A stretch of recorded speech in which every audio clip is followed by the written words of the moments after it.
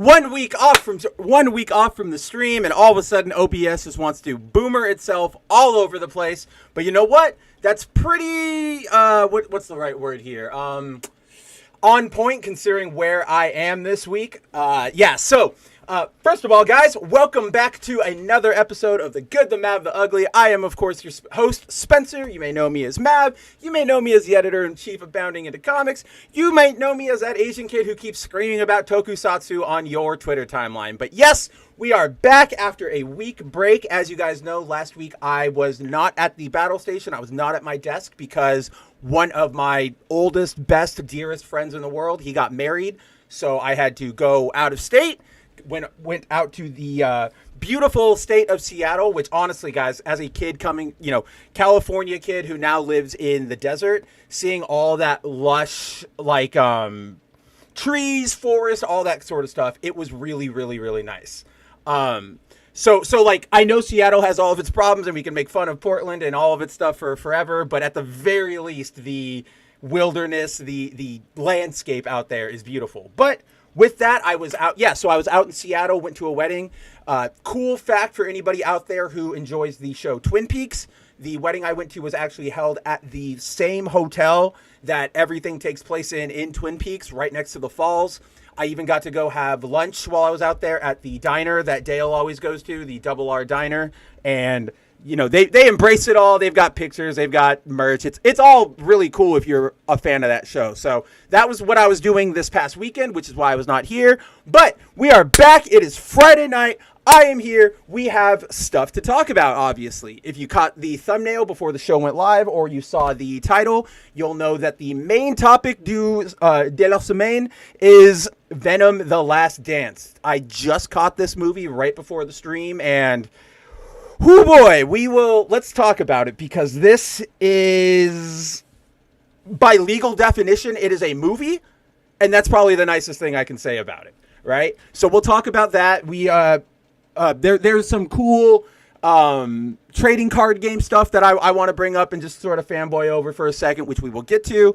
And then from there, guys, to be 100% honest, I don't know about you guys, but I feel like this week's been a little slow news-wise. There's not been a lot of big, blow-ups, big disappointments. There have been some things, but nothing that I feel like we would dedicate a whole real segment to here on this show. So, with that being said, as always, we'll talk about Venom. We'll talk about, the trading card stuff.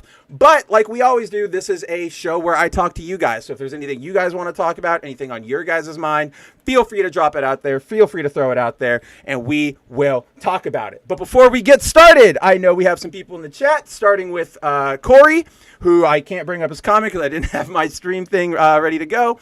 But yes, Gay, welcome to the Gayest stream on YouTube. We are here. We are back. I'm happy to see you, buddy. Let's see. We've also got Zero. Oh, yeah, that's right. Nobody here has, unless you watched Bounding on Wednesday night, you didn't see my haircut. Yep. I had to go look presentable, right, for a wedding. So I decided after, my hair was getting down to here. I couldn't do anything with it anymore. So, yep, haircut. It'll be like this for the next 6 months before I get off my lazy ass and get another one. So we will see what happens there. I look like Mike Shinoda. I don't even know what Mike Shinoda looks like at current. Here, I'm going to pull up a picture really quick, because I just don't even know what he looks like. Ah, damn, Zero's right. Holy shit, this is so funny. I will bring it up for you guys. Hold on. Let's see. While I'm pulling that up, what's up, Punk? Nice to see you, buddy. Happy to have started chatting with you. Happy to see you in here. Yeah, no, always a pleasure, Punk. All right. Let me make sure that this is the correct window that I'm going to jump us to. Perfect. It is. That's what I like to see. So let us transfer over. And yeah. Okay. Zero is completely on point. Yeah. You got me there. I literally can't say anything back to this. There it is. I'm Timu. I'm Timu Mike Shinoda. This is awesome. Zero, I'm laughing so hard. We got Shinkai in the house. Nice to see you, buddy. Always a pleasure to have my fellow weeb right here to talk to us. So, while we're here, I guess I don't know if this is a quick update, but you got, obviously, we have our stream buddy for tonight. And our stream buddy for tonight is, so Dan Mora just joined the creative team for Superman. And part of the whole DC All In initiative, the whole new publishing line they're doing. So now on Superman, it's Joshua Williamson and Dan Mora. And so in his first issue, Dan Mora delivers as always. And so this is Lois as Superwoman in the book.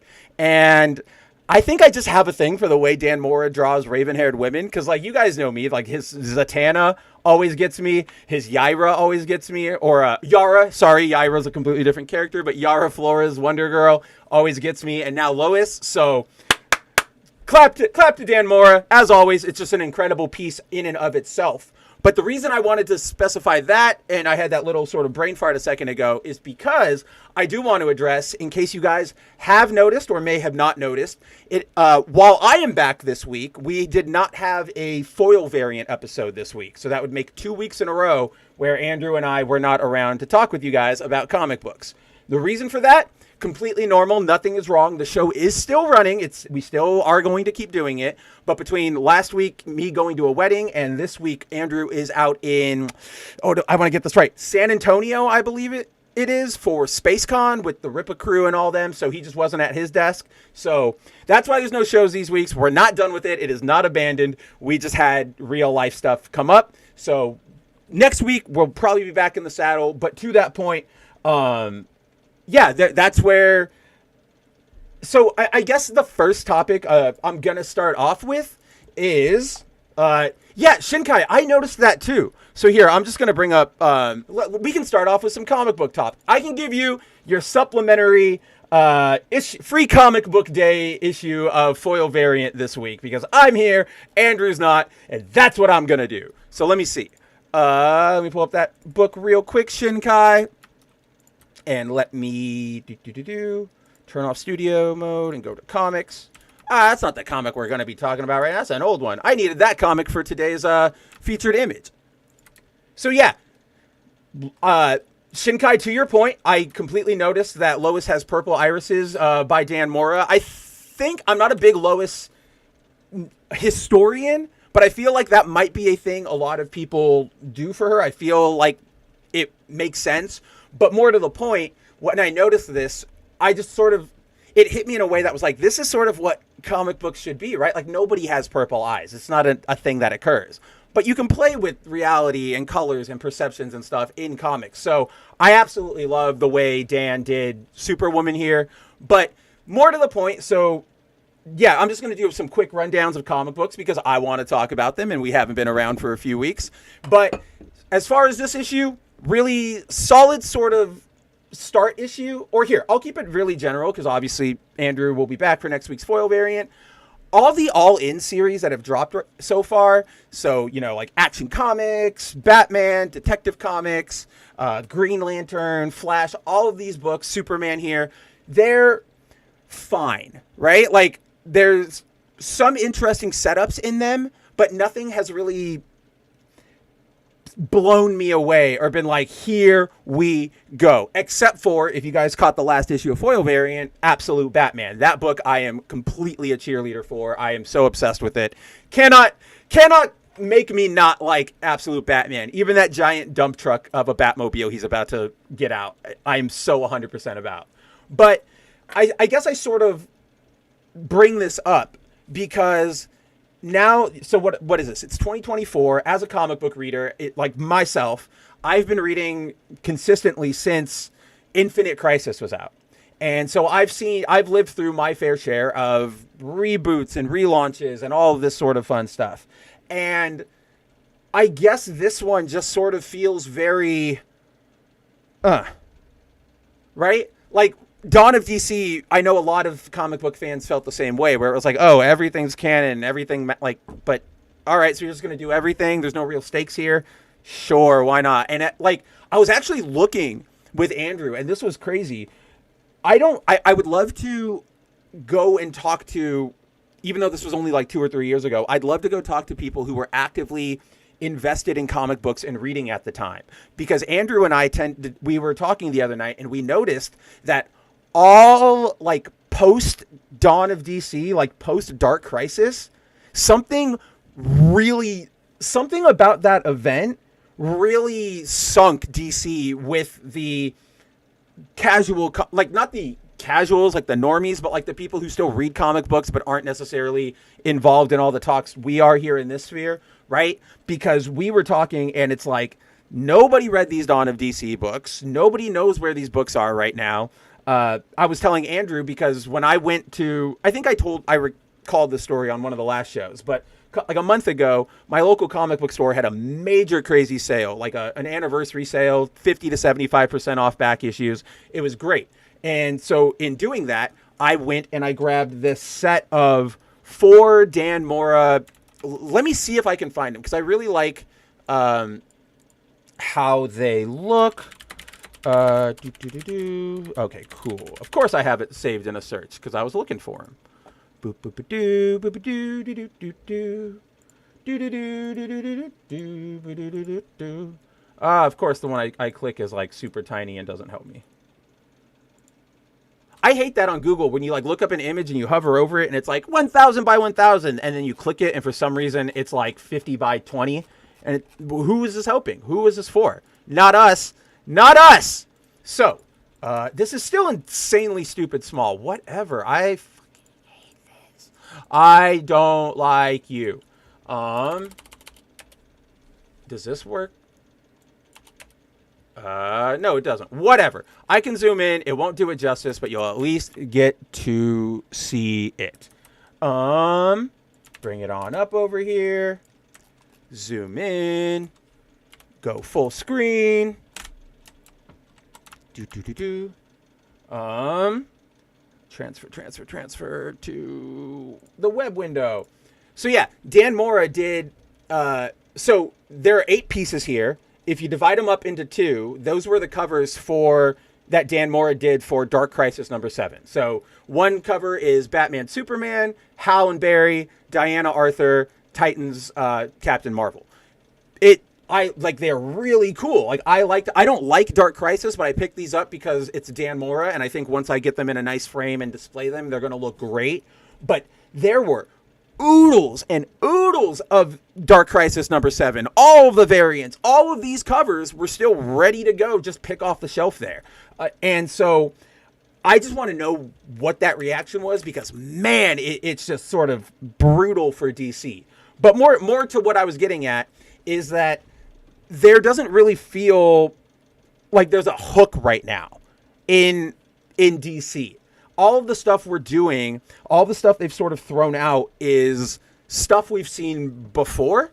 Like, Zero over here is like, here, I'm going to go back. Like, Super Lois, right? Like, yeah, it's cool. I think she looks great. I love the design. I have nothing wrong with it.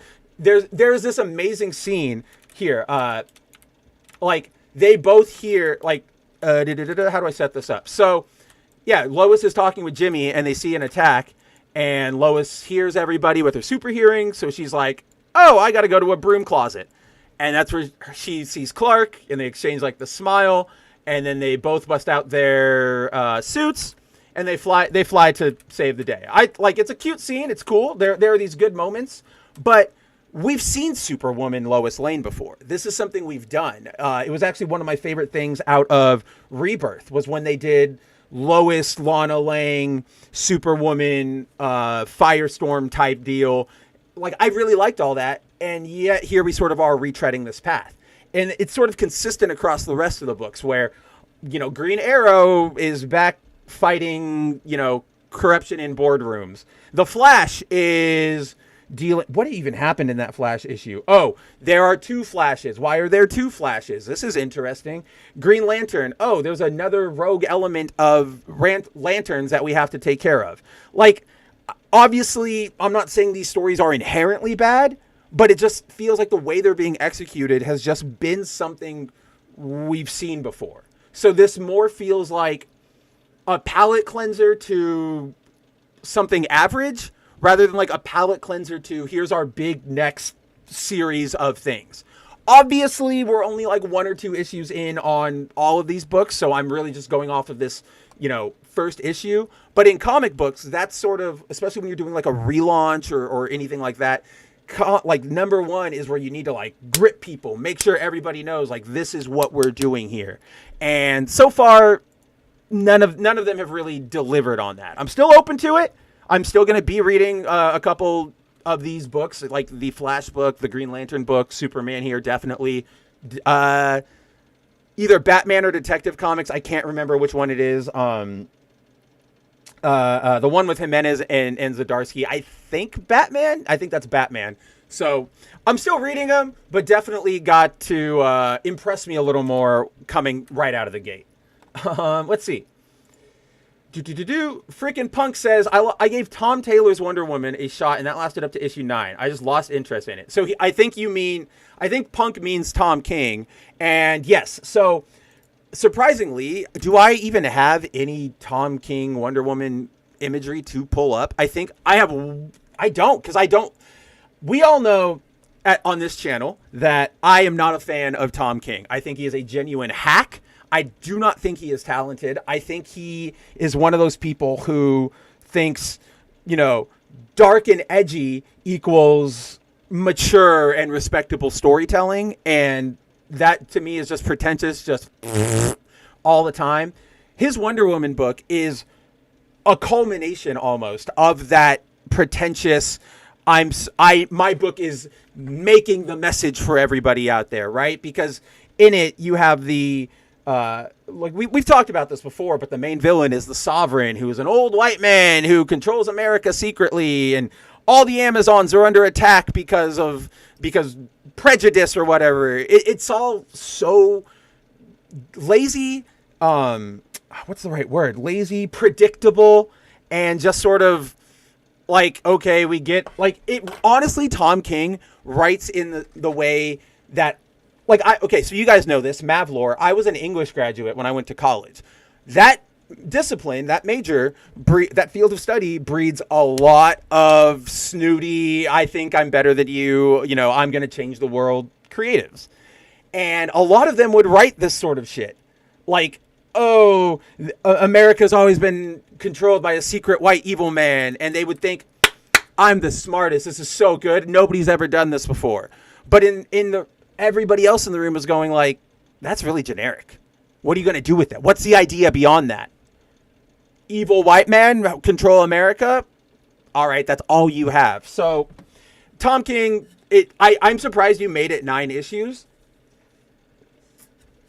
because it is just the most like fart huffing, like, look at me, I'm Tom King, I rule book that I think he's written probably in his entire career. Like, all of his books are like this, but I feel like this one, like Wonder Woman, amps it up to 11, and it's just unbearable. So kudos to you for going 9 issues on that, Punk. I couldn't do it. And then, yeah, Punk also brings up, I've got Greg Rucka's Wonder Woman Volume 1 trade in my collection. I liked Rucka's Wonder Woman more than Tim Taylor or Tom King's.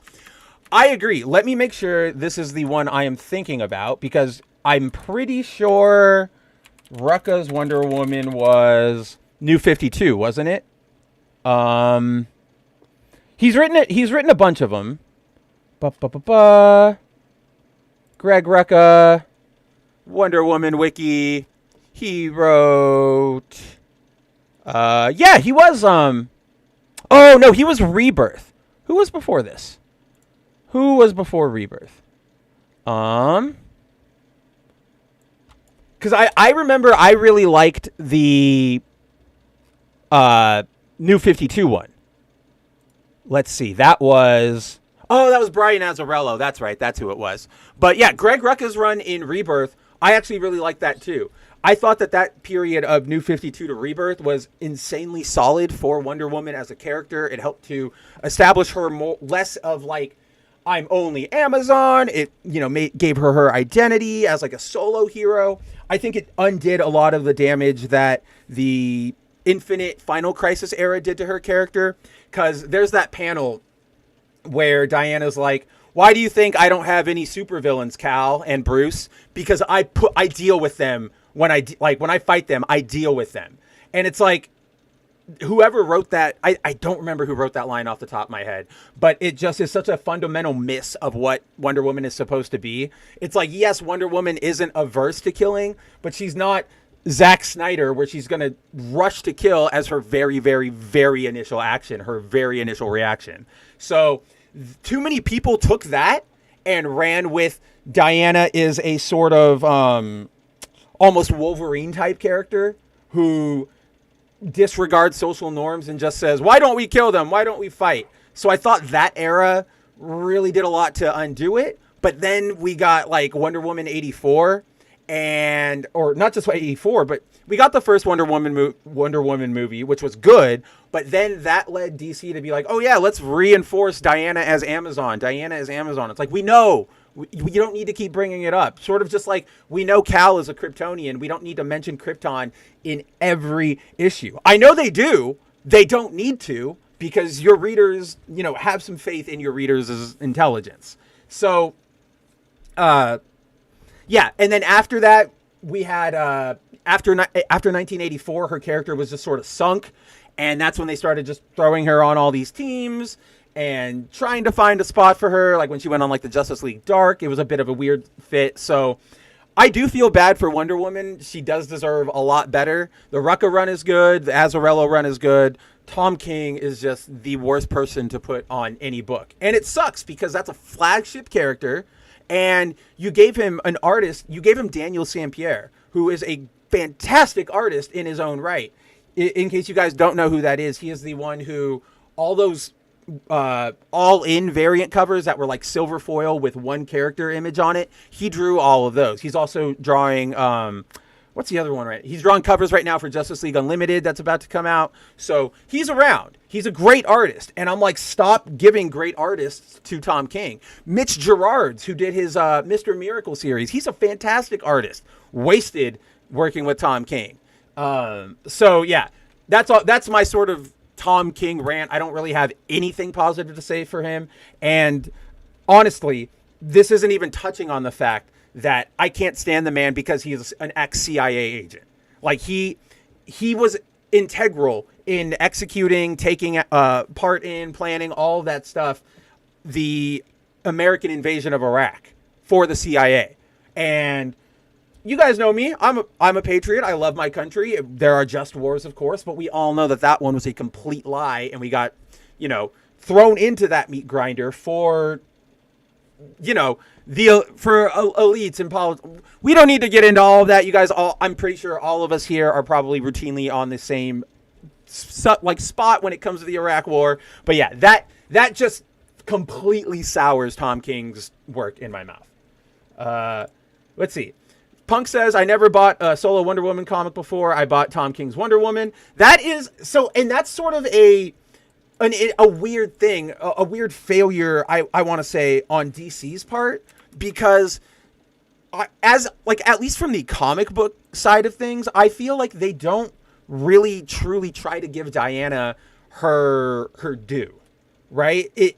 And that's sort of what I was getting at, is that you can sell, you go Batman, somebody's going to pick that up. Superman, somebody's going to pick that up. Wonder Woman, in theory, should be just as popular. She's an icon. She had a TV show way before superhero TV shows were anything, right? The Linda Carter or Wonder Woman show. She was on that. She's an icon. And yet, for some reason, nobody wants to let anybody do anything interesting with her or explore her character. And I think part of it is, at least in recent years, probably post New 52, DC has been too concerned, as a lot of comic book publishers are, with like, this is a big female character. We have to make sure nothing bad or controversial happens with her, because we want everybody to, stay on board and like her and get those points. And so she just has languished for so long. I know she constantly has solo books, but very rarely do we go, oh yeah, grab that one. Like Azzarello and Rucka was an exception. So I don't know what the solution is for Wonder Woman. There has to be one out there. I don't know what it is.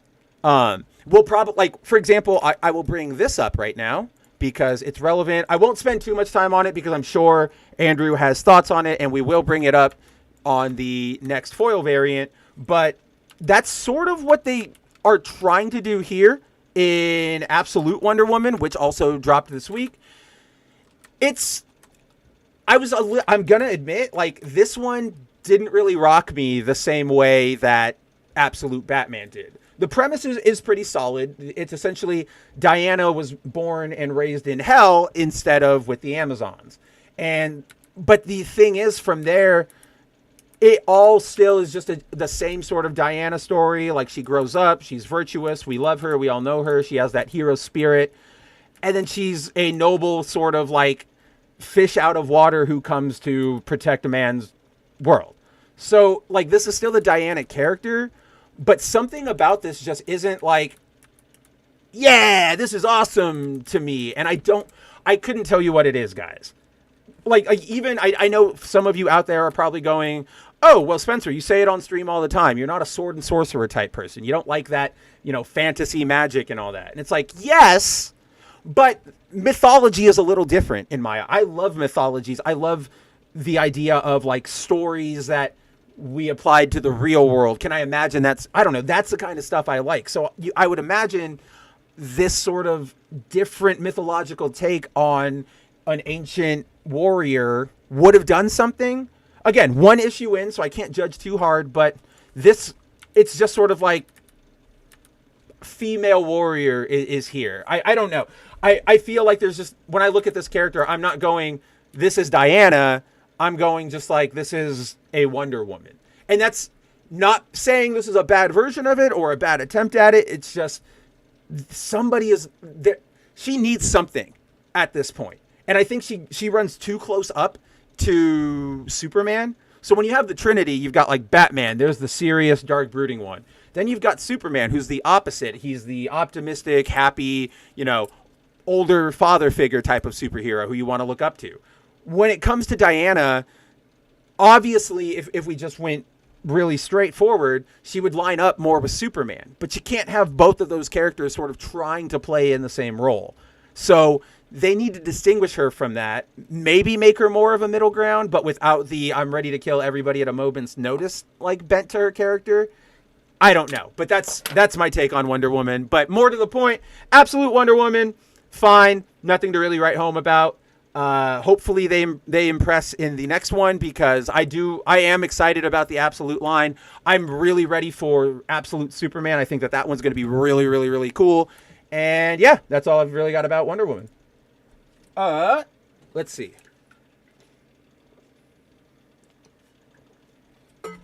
Is there any other specific comic book thing that I wanted to touch on this week that I won't have Andrew around for? No, honestly, I think I've been reading everything.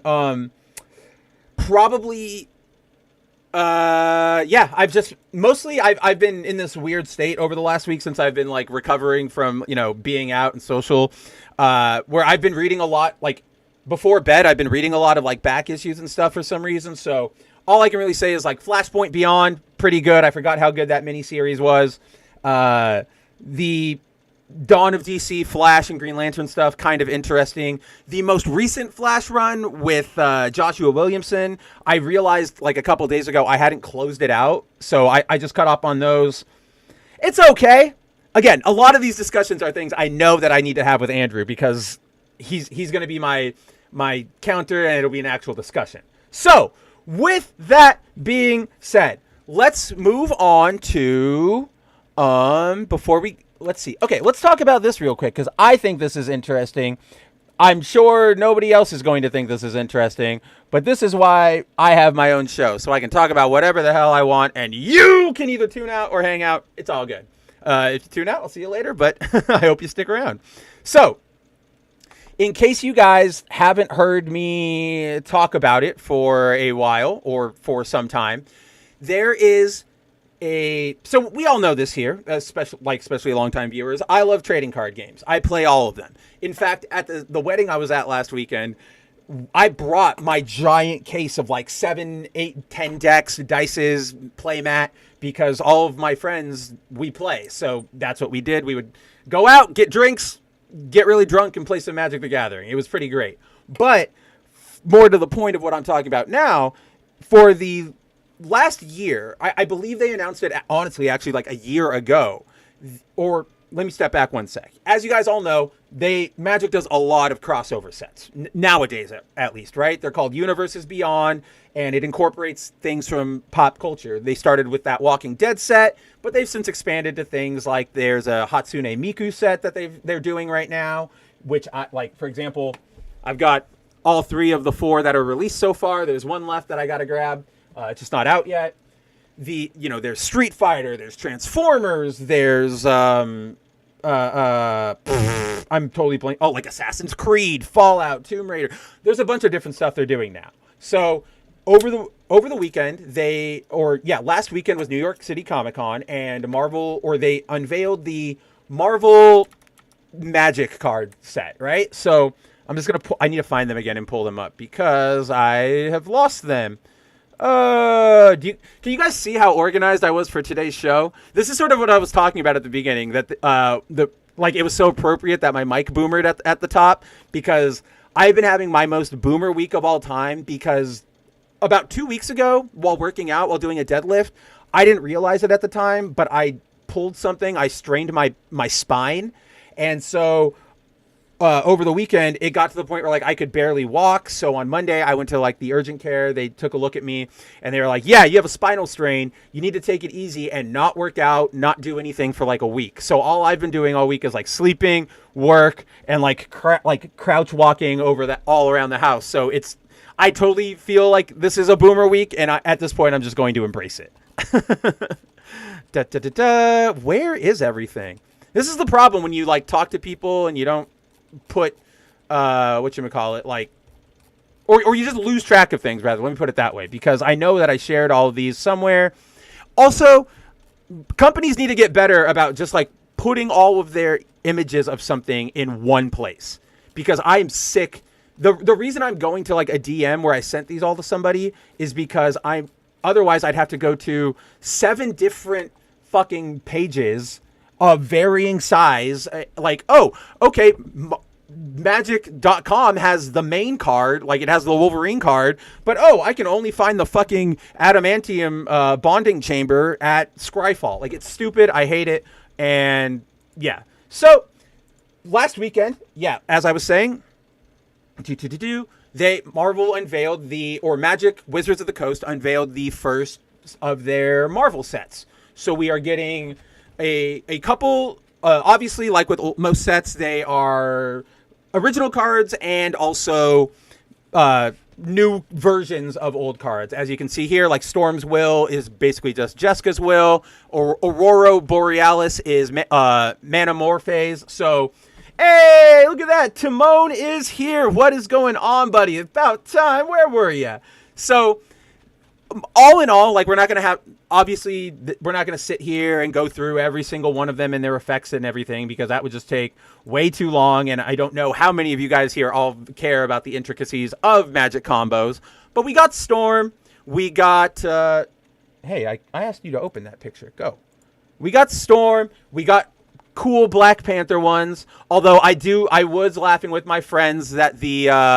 whatchamacallit, the Wakandan king uses white as he's a white color leader, and so then all the warrior tokens are white. We thought that was funny. Then we also got where is this? We got a really slick Captain America set, which this one I am actually really excited to play with, because the leader card up here, the commander card, if you will, he basically has a thing where if you give him a piece of equipment, you can throw it and then catch it right back, right? And it's pretty nice if you know what you're doing. There is a card out there that is a piece of equipment that costs 15 mana. So if you give it to Cap, he can essentially just throw this sword lightsaber style and just grab it back, and you've decimated your opponent's board. It's pretty great, and he's a very, very cheap commander at only 3 costs. So very, very excited for. Yeah, I know it's such a Captain America's Aid. It's such a bad card. But yeah, so I'm excited for the Captain America set there. But in particular, the Magic card I am excited about is on the so they did a Wolverine set as well. There is this card right here, the Adamantium Bonding Tank, the Ozolith. Obviously, it already exists, but I'm excited to get a Wolverine style one.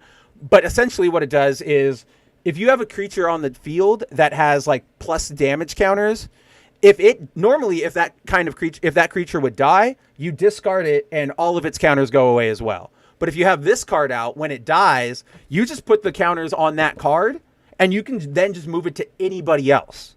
So there, for example, this is, now I'm going to get a little Magic autist for my viewers out there, but there is a commander called Igra, Eater of Worlds, who essentially, when they enter the field, they turn every card, every creature card, or not even creatures, every artifact, enchant, all of that stuff, they're now also food tokens, artifact tokens, in addition to whatever they are.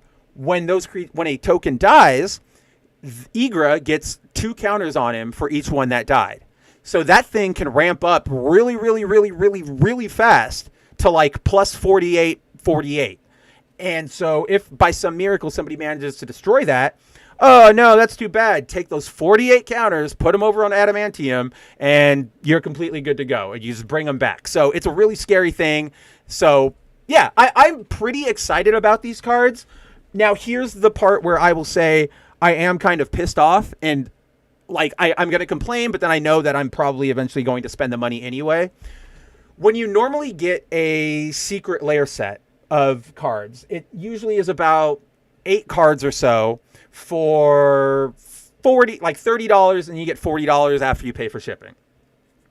In this set, you're only getting, you have to pay for all of the hero sets individually, so Cap, Storm, Wolverine, and Black Panther, and on top of that, you only get 5 in the set, and they each cost $50 base, which means you'll be paying $60 for everything when shipping comes in. And I'm like, fuck you guys. That's such an incredible, it's scummy. It just feels like exceptionally greedy for no reason. So I'm pretty unhappy with that. To that end, I don't know if I'm going to end up buying all of them. I definitely want that Cap set. And then because of Wolverine here with his unrivaled lethality, where double all damage and you can regenerate him for 2 mana anytime, like, I want him as well, but I can't stand these prices. Like, it's Wizards of the Coast greed is in the future we will have museum exhibits to how bad Wizards of the Coast greed is, right? I have this theory right now that the reason we keep getting so many goddamn Universe Beyond expansions is because they've got to pay for the license for the last damn set that they did. Sort of like with Funko Pop, where they go, oh, can I pay you $40,000 to license Assassin's Creed? Sure.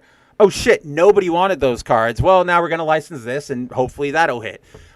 It's not a bad business strategy. That is what a lot of companies do. But in terms of a sort of community-driven game type thing, it just shows a lot of lack of respect for your players. It shows you're not really putting in the effort to balance and work on and, deliver on a solid game experience. This is the part of hobbies where you've gone too corporate. Now you're talking about shareholder returns specifically and all that stuff, and it's like, I get it. I get businesses, guys. Like, I help run one. I'm second in command, just under the owner of the overall. So obviously you guys know this. Like, Bounding has a publisher, and that's our owner. The only guy above me on Bounding is the actual owner of that publishing company, since he's the boss. But he really doesn't. He just lets me do what I do, and sometimes goes like, "Hey, share this on Facebook," and I go, "All right, cool." But to that point, I get it. I get how businesses need to function, what you need to do. It just really makes it hard to want to support when you're price gouging that super hard. Let's see. Shinkai says, of course Wolverine has a Berserk card. Oh yeah, it's fantastic. I'm surprised too. Like, nobody really has that cheap of a Berserk at any other point in the game. It's kind of crazy. Also like the design of Rhythm of the Wild. Oh yeah, Logan up here. like, you know what, we can do that, Shinkai, because that's not really getting too intricate. But overall, I love the Wolverine art. Except there's this weird thing that I can't get over here with Laura. It feels like her, like, the cursor's not showing up on StreamYard, but oh, now it is. Zoom in, zoom in, zoom in. Right here, like, it looks like her, what do you want to call this? Her sternum is, like, caved in.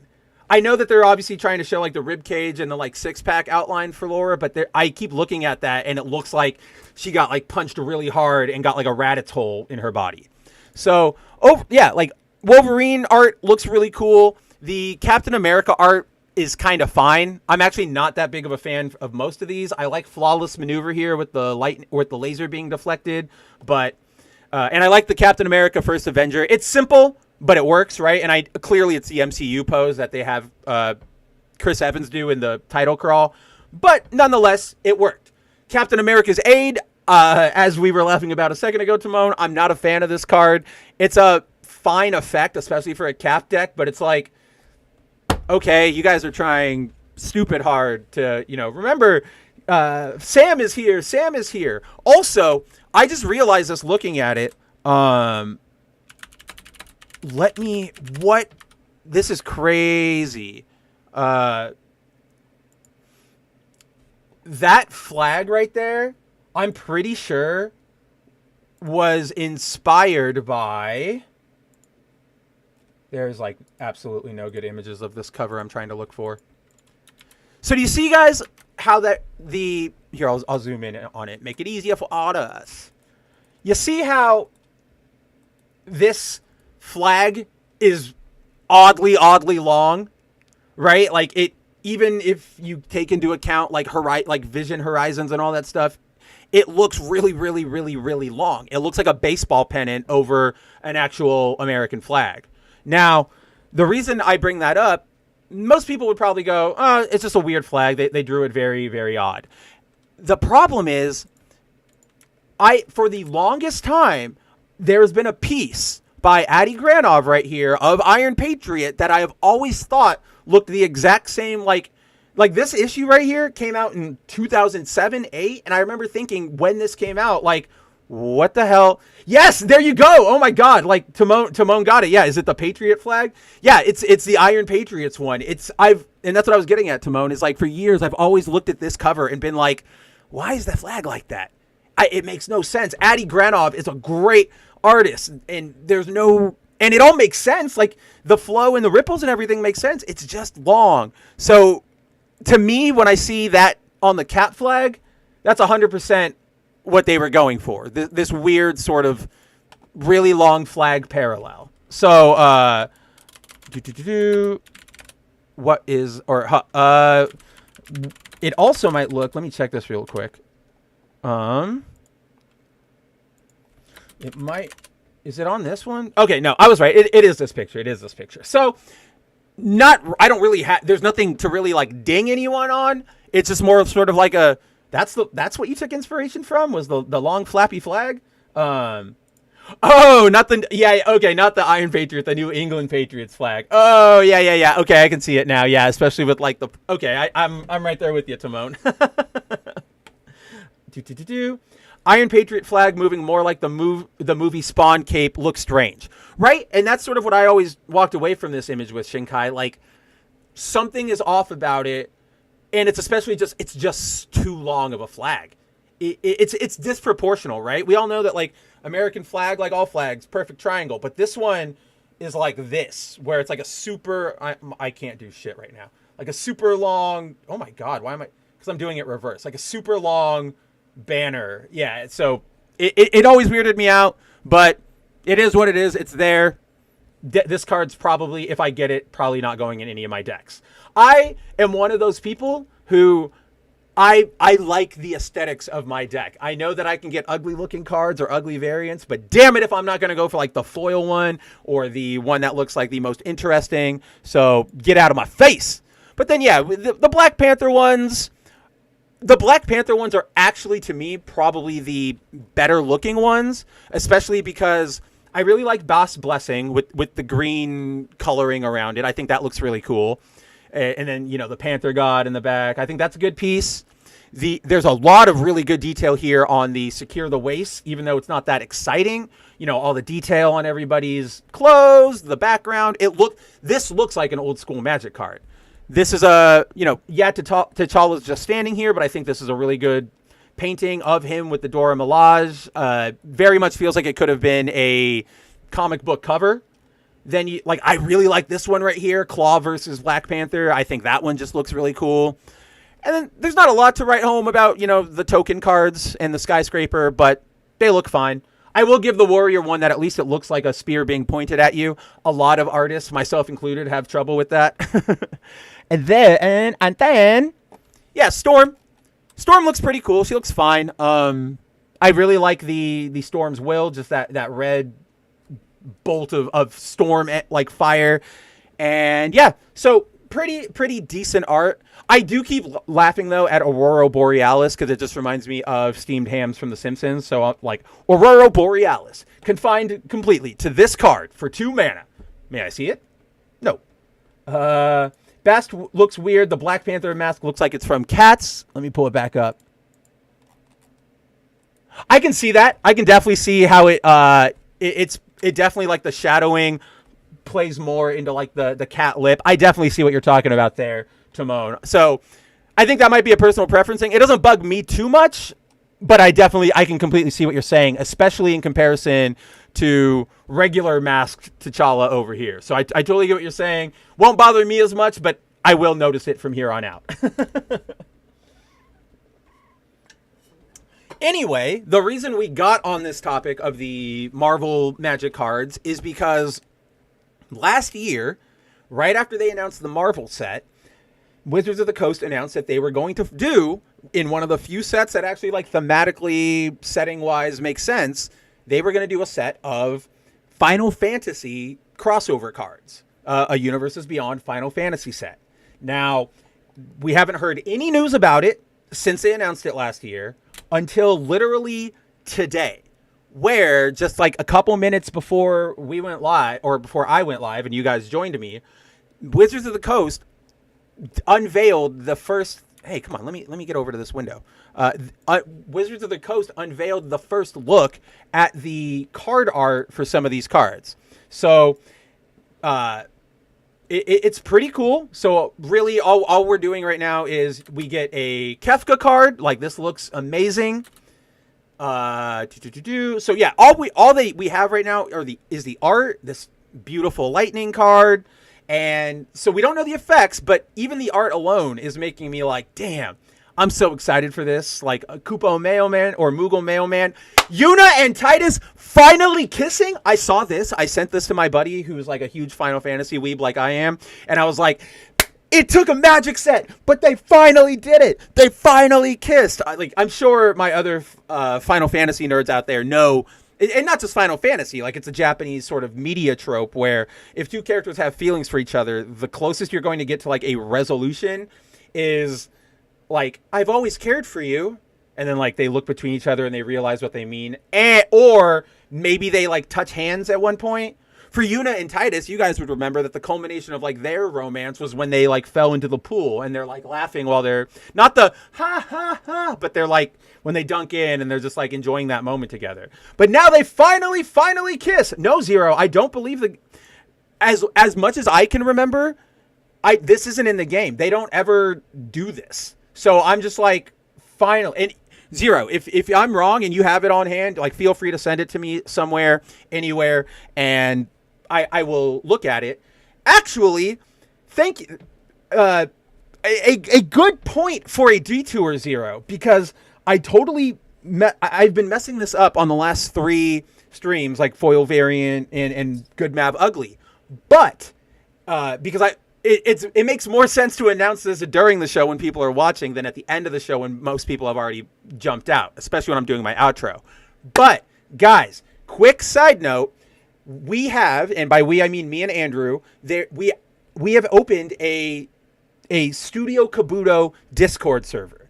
It is a server where you can come talk about all of this show, my live streams, also Foil Variant. We are currently hosting all of its discussion rooms there. There's also rooms for talking about video games, all of our hobbies and stuff. So if you want to come hang out with everybody you see around this chat or Foil Variant or just anywhere in our spheres, go down into the description of this video right now, and there is a link to join that Discord server. You'll be taken there automatically, and you'll be in. It will only last until for what am I trying to say here? The invite is not permanent. The one every week I generate a new one that only lasts for a few hours. Typically they die about an hour or two after this stream ends. So if you want to go join it and hang out with us, you can go join the link down below. If you miss it for this week, don't worry. We'll share it again for Foil Variant on Thursday, and I'll share it again next week. But to that point, yeah, Zero, you can tag me there if you need to drop something. Okay, they do kiss. Okay, I can't Google it right now, Timon. I'm running a show. That's the problem. That's why I asked Zero to drop it and tag me in it, because there is nothing, and this is also like a piece of advice for like that I avoid, so that this is not me like judging anybody else. I personally can't stand when people are running shows or whatever and they go, 1 second, guys, and they have to do like a very long lookup of something. You guys see that like sometimes I have to go grab an image or something, but that only takes me like 10 seconds and I'm engaging with you. But when streamers are like, yeah,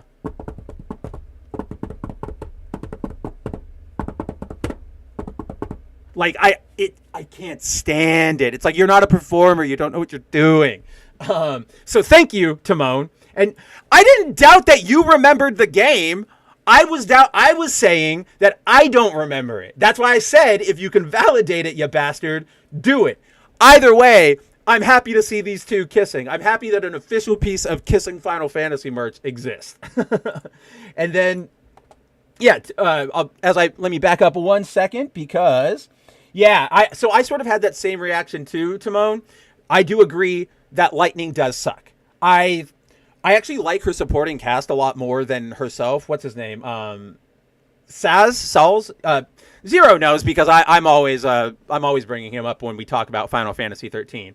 But the black guy with like the chocobo in his hair, I love that guy. That guy's awesome.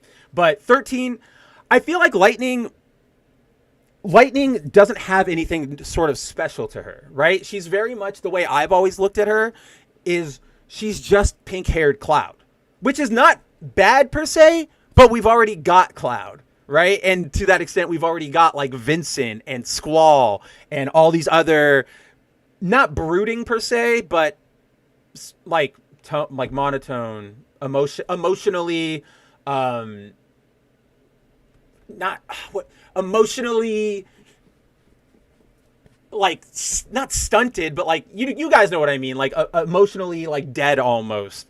Like characters. We've got enough of those, so when you bring in Lightning, we go, and then you make it worse when then you spend the next like 10 years, or 5 years rather, only pumping out 13 merch and 13 sequels. Like I was one of those people who's like, okay, I'm done here. Can we get anything else? And then they just kept going and going and going. And then Shinkai with the yeah, exactly. I like Lightning. Also, not every protagonist can pull a Rudis. Like, she's got her moments. I actually like, is it 3 or 2 when she gets like her like Toku armor sort of costume, like the blue one. I really like that look. But yeah, to me she's just Cloud again. Saz, yeah, okay, I was right. It was Saz. Let's see. Timon's got me. Oh, yep. I was completely wrong. Oh, look at that. Timon even got us with the timestamp. Beautiful. This is why everybody in this show, all of my community, all of my viewers are the best viewers, because they know what they're doing. Dang, I completely... Now, here's another question. Was this only in the remaster, or was this original too? Because I did not play the remaster. I am admitting, guys, like, I'm not saying I'm right. I'm saying I clearly forgot. But also, was it in the original? I don't remember. I just want somebody to let me know. Zero says Lightning is a good character, but she's badly handled in the story. I think that there is a truth to that. But again, I also do think that you just, and you know what? I think we're probably coming from the same spot, Zero, where it's like her base character isn't necessarily inherently awful or off-putting, but it's what they do with her, which is sort of nothing, that makes her like, okay, you're kind of dumb. I don't really want to be here. Yeah. See, I agree that all of 13, like, gameplay-wise sucks. I like some of the characters. I love Saz. I think he's really funny. And I love Lightning's... What is that armor? I'm going to look that up. Lightning armor. Oh, that's not going to give me anything. That's going to give me, like, a bunch of OCs, I'm sure, from, like, not Final Fantasy, Dungeons and Dragons. Yeah, there we go. I got her. See, there is something... here. Like, there's something about this design that I like. It's not like the best design ever, but I look at it and I'm like, I can get behind this. I think a lot of it has to do with like the red arm shield thing. And then in game, it looks a lot more glowy blue. I think everybody knows what I'm talking about. It's just the lighting. There's no glowing lights on the suit, but the way the game is lit, it gives that effect. So I like it a little more there. But yeah, that for me, the things to like about 13 are very, very, very, very few and far between. Oh no, Timon, don't get me wrong. That's what happened with me too. I beat 1, I beat 13, and then I was like, okay, I'll try 2. And then I was just like, I don't want to. Like, it was one of those very rare realizations, because this obviously was like years ago. So I was still in that like younger phase of like, yeah, you got to play everything, beat it all through. And then I was just like, I don't want to. I don't want to do this game. So yeah, I completely dropped off of those. And it was a bummer because I remember the reason I got into 13, and it was a little bit after the game had launched. It was actually after 3 had dropped. And I was like, I am in the mood. I was in this like period of my life where like I was traveling all the time, so I needed like a good game to just like sink all my time into. And I was single and I didn't really have anything going on. So I was like, let me get into a turn-based RPG. This is the time I have now to sink really into that. And so I did 13, and then I was like, oh wow, I picked like the wrong series to do this with. Zero says that not even the action slop that is 16 made me drop Final Fantasy. I think, what am I trying to say here?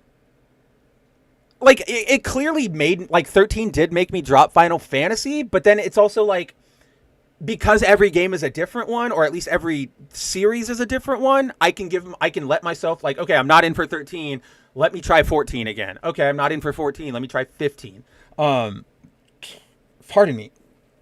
And so, yeah, it's just between 13 and then the weird multimedia changing nature of 15 and then 16, like, I'm not the biggest straightforward sword and sorcery guy. So kingdoms at war and kings and succession, like, that to me is sort of just like, so 16 to me, I feel like I just said this on somebody's stream recently. It might have even been the last one we had together here. But like, I like when the icon stuff happens and you get all the glowy like superpowers. Everything else from there, I'm just sort of like, meh, meh, blah. Let's see. The gods told us to do X. We won't. In the end of the game, we are going to do X because we want to. 13 is just the most convoluted. And then, like, once you get into the sequels, and it's like, oh, she's lived for, like, 2,000 years or whatever, you're just kind of like, what are you guys doing here? We need an editor. We need an editor. You let Nomura go too wild. That's crazy. Punk says, I'm not familiar with Final Fantasy since I never played any of the games. So it's not crazy. So let me rephrase that. I don't want to feel like that's me judging you as this is something bad crazy. It's not bad crazy. There's a lot. Everybody has their things that they have yet to engage with just because life is life, and sometimes you won't get to everything. Like, there are TV shows and games and stuff that I want, and I know all of my friends want me to get into, and I just, again, that's why I want temporary cancer, so I have the time to get into this. My surprise is just more at the fact that, like, Final Fantasy is such a cultural touchstone all over. Oh snap, by the way, guys, I'm gonna keep talking, but I am dropping a lot of frames, it looks like. So if we die, okay, no, now we're back. That was super weird. Apologize for that weirdness. I was just going to warn you that if I do drop, I will be back. I have no idea what's going on over here. But my surprise, Punk, more to what we were talking about, is with, yeah, it's such a cultural touchstone that it's crazy that you've never at least played one, right? But to that, I will say, not too late to get into it. Or if you're not a big video game player, there are tons of manga and movies and stuff that you can dive into to get the stories of these games, get yourself immersed in the world. It's a very deep franchise with a lot to read and a lot to learn. So, yeah, you've got a lot ahead of you. Oh, good, Timon. Woo! Yeah, Timon says nothing on my end. So I don't know how many of you use OBS, but it does have like a little stream health meter at the bottom. It goes like green, yellow, red, or whatever. Mine went hard red really fast out of nowhere, so I was super worried.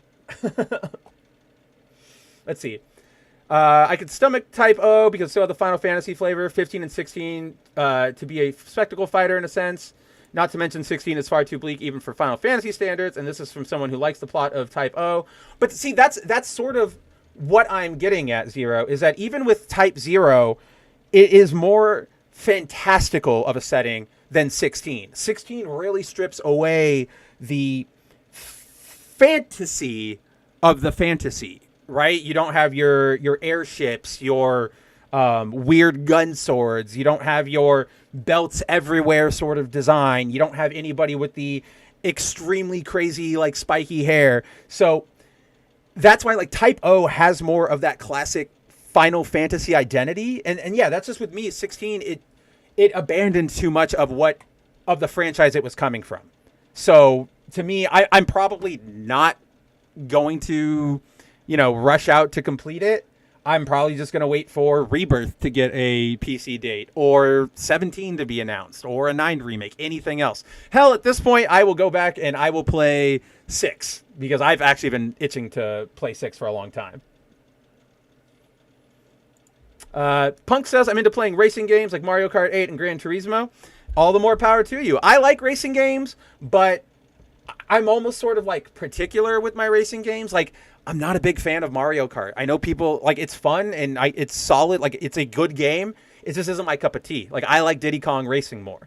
I like my racing games in sort of two flavors. One, you either go super, super realistic like Gran Turismo or Forza, and you have me doing tiny little incremental upgrades to my brake pads and my like hydraulic system and all that stuff. I like that. And then when I get on the road, I have to be very careful about how I shift and how I take turns, like that.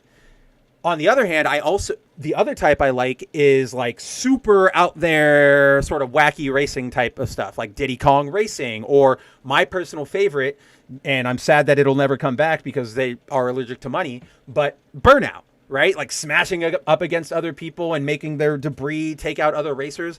I like that. When games go somewhere in the middle, it sort of loses me, because to me that goes like, what is the identity you're going for here? And I know Mario Kart isn't like that. I know Mario Kart does have its stringent, like, family friendly, but also slightly competitive identity. But when I look at Mario Kart, I go, this is just sort of like Diddy Kong Racing that's complete, like, that's embarrassed to have been it's Diddy Kong Racing, but too embarrassed to feature a plane as a vehicle, if that makes any sense, right? So, I have this weird relationship with Mario Kart, but please bring back Burnout right now. Yeah, Timon says, I'm playing Metaphor right now, is like a fantasy Persona with a different twist in the mechanics. I'm very excited to play. So there's a reason for that, Timon, because Metaphor is actually from the core Persona team. In fact, the director of every sort of like main Persona game since 3, and the character artist of the entire Persona series since the very first, served those roles here on Metaphor. So that's why everything looks good. That's why it plays that way. I am very, very excited to play it. I know, like, hearing from Timon, it's great. I know Andrew is playing it and he really likes it. A couple people in Andrew's Discord server are also playing it and they like it. Here's my problem, guys. It's a fucking Atlas game. I know that in 4 months, they're going to come out with Metaphor, Fantasio, like Requiem or Requisite or Second Overture or whatever. And it'll be an extended version. And I am not at the point in my life anymore where I have the time to go like, I just sunk 50 hours into that RPG. Let's do it again. Like so I'm waiting for that full and total experience. I survived Persona and started with Persona 5 Royal. I can do it here. I promise you. But more to the point, I am excited about that game. That game looks great. I am jealous that you are playing it. And even though I haven't played it, from what I've seen, I would probably say, if you like Persona, if you like RPGs, check that one out. Definitely. Oh, man, never heard of Diddy Kong Racing. Diddy Kong Racing was essentially the rival series to Mario Kart back in the day. So there's only been 2 entries, but the first one was on N64, and it was to compete with Mario Kart. And the difference between the two is mainly you have a bunch of different items to do, right? Like you've got like boosters and rockets or whatever.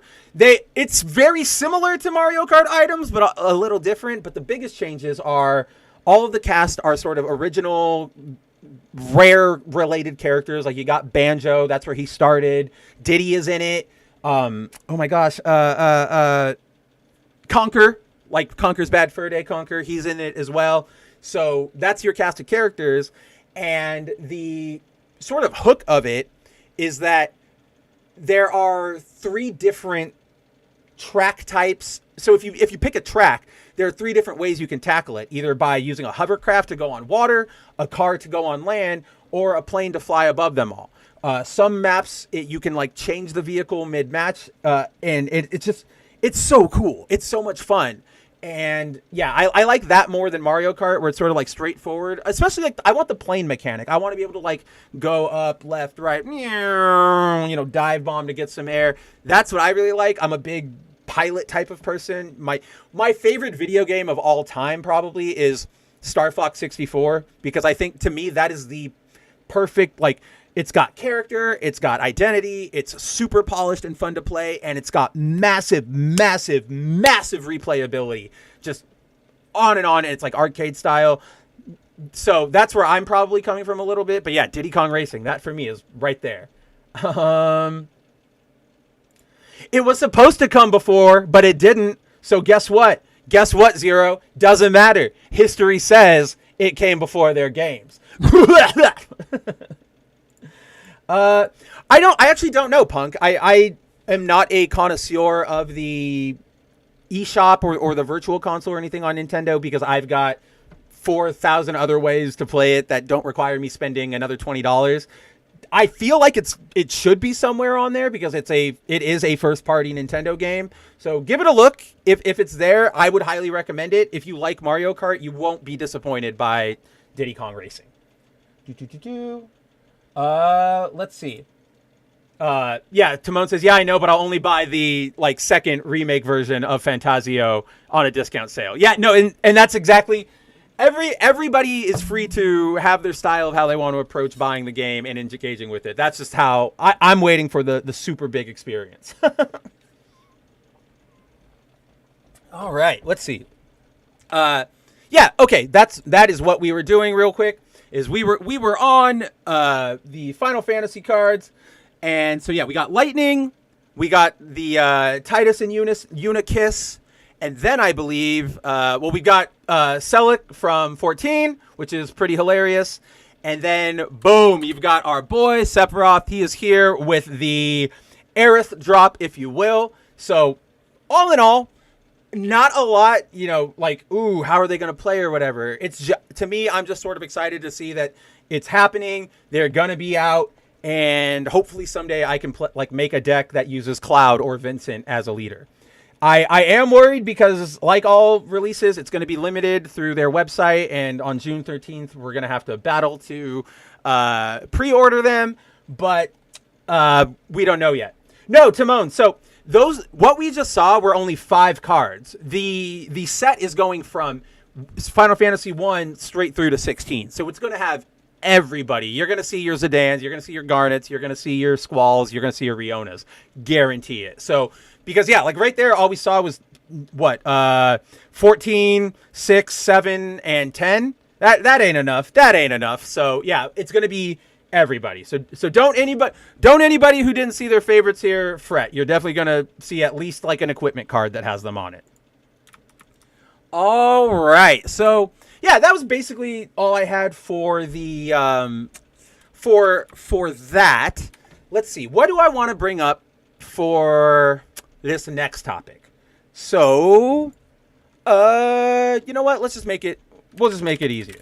Let's talk, guys. It's that time of the night. We're about an hour in. You're probably sick of hearing me talk about Magic the Gathering because, you know what? You probably don't play Magic, and that's probably the smarter idea because you're not giving money to Wizards of the Coast who does not know how to run a business. Good on you guys. But yeah, in service of that, it's probably time to break into our main topic of discussion tonight as soon as I can find a good frame to sort of just hang on to. Yeah, that's a good one down there. I like that. Oh my god, can I just get one that's like not massively blurry? No, I guess we can't. There, here. We'll hang right here. So guys, as you may know or may not know if you're like me, because last weekend when I was at the hotel, I was watching television and all of a sudden an ad comes on for Venom: The Last Dance, Venom 3. And I go, "Hey, that's interesting. Starting the marketing campaign. Let's see, I got to remember to put that on my radar." The commercial was like, Venom, Last Dance, in theaters Thursday. I was taken aback because, no, I'm not the kind of person who sits there and goes like, I memorize every, comic book movie date that's coming out. I know all of this stuff offhand. Not that. I'm not that kind of person, right? But by the nature of my job, with all the marketing emails I get, all the contacting I have to do, all of that stuff, somewhere you would have imagined that I would have become aware that this date was coming up. But no, it wasn't until like 4 days that I had to find it through a commercial. No variety interviews, no podcast interviews for Hardy. It's very odd. Let's put it that way, right? So, enter Venom 3. Came out yesterday. I caught it earlier today at my local Pakistani theater, and I caught it right before we went on. Now, when it comes to the Venom movies, I am not the... I'm very torn on the Venom movies, right?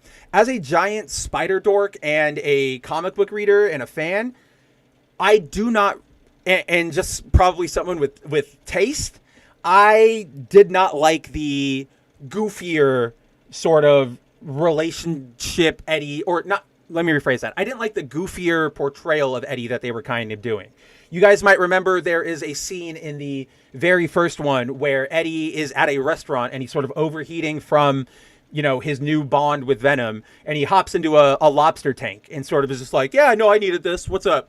And it's like, the best way I always described the Venom humor is it's very much like Reddit, LOL, XD, so random.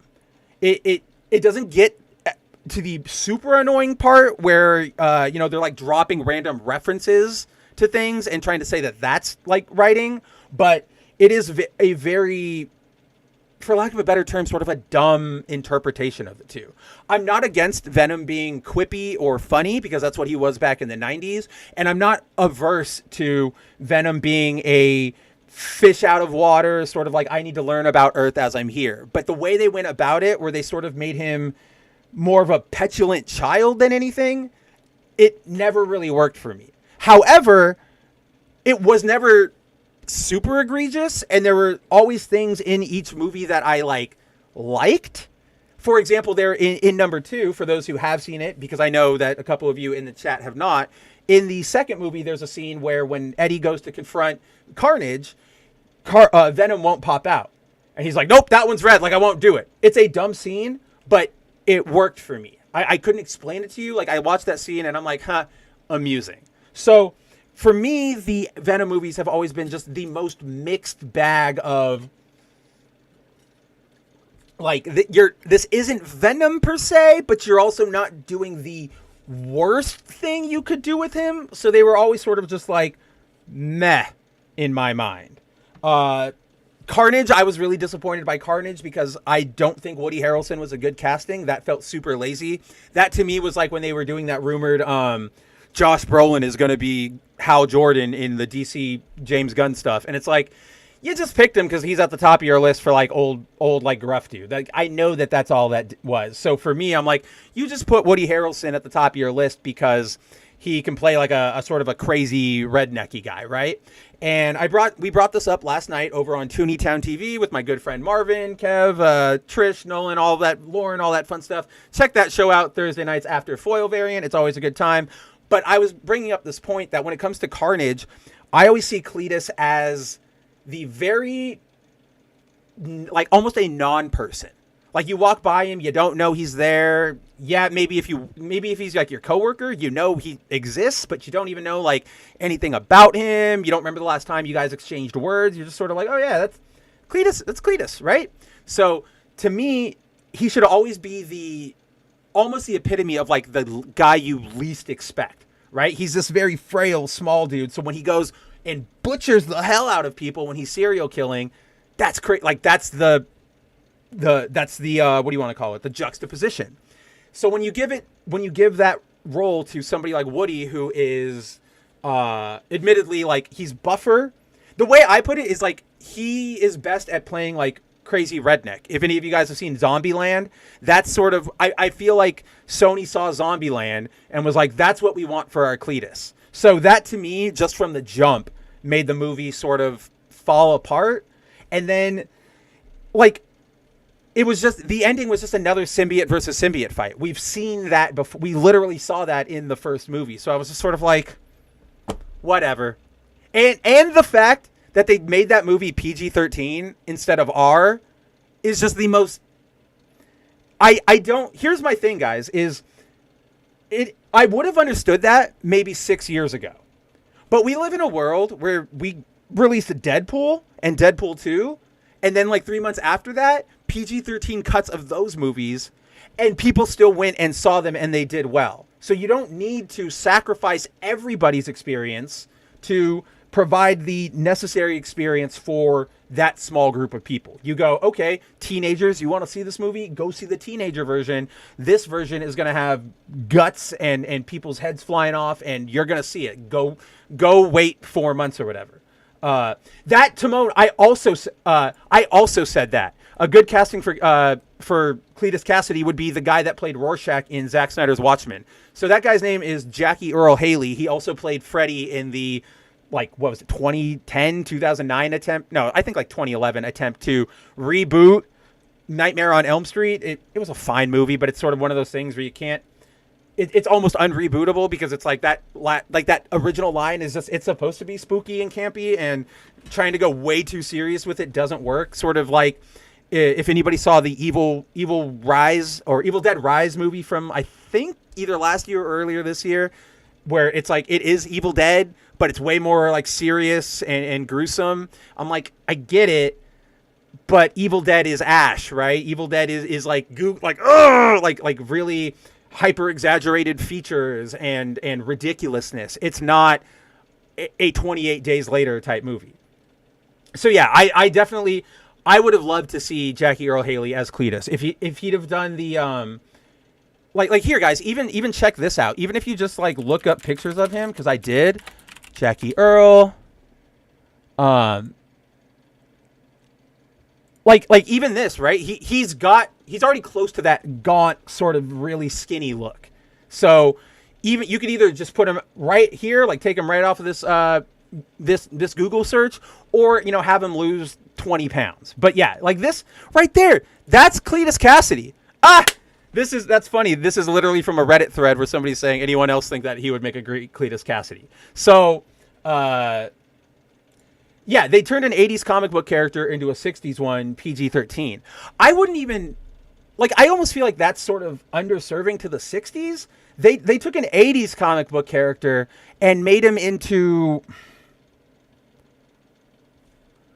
you know what? The best analogy I can give you, Timon, and work with me here, I think you'll know what I mean, is Venom or Carnage in the movie compared to Carnage in the comic books is like when you get something like RoboCop the animated series, or Godzilla the animated series, where it's a very watered down, almost completely, like, it's a watered down version who acts completely different to themselves almost. It's like, yes, in physical appearance, that's you, and maybe in like the speaking tone, that's you, but in everything you do, it's not you. So that's I get exactly what you're saying. I just, because to me the 60s, there are some really gruesome comic books you can drop in the 60s, but I definitely know exactly what you're saying.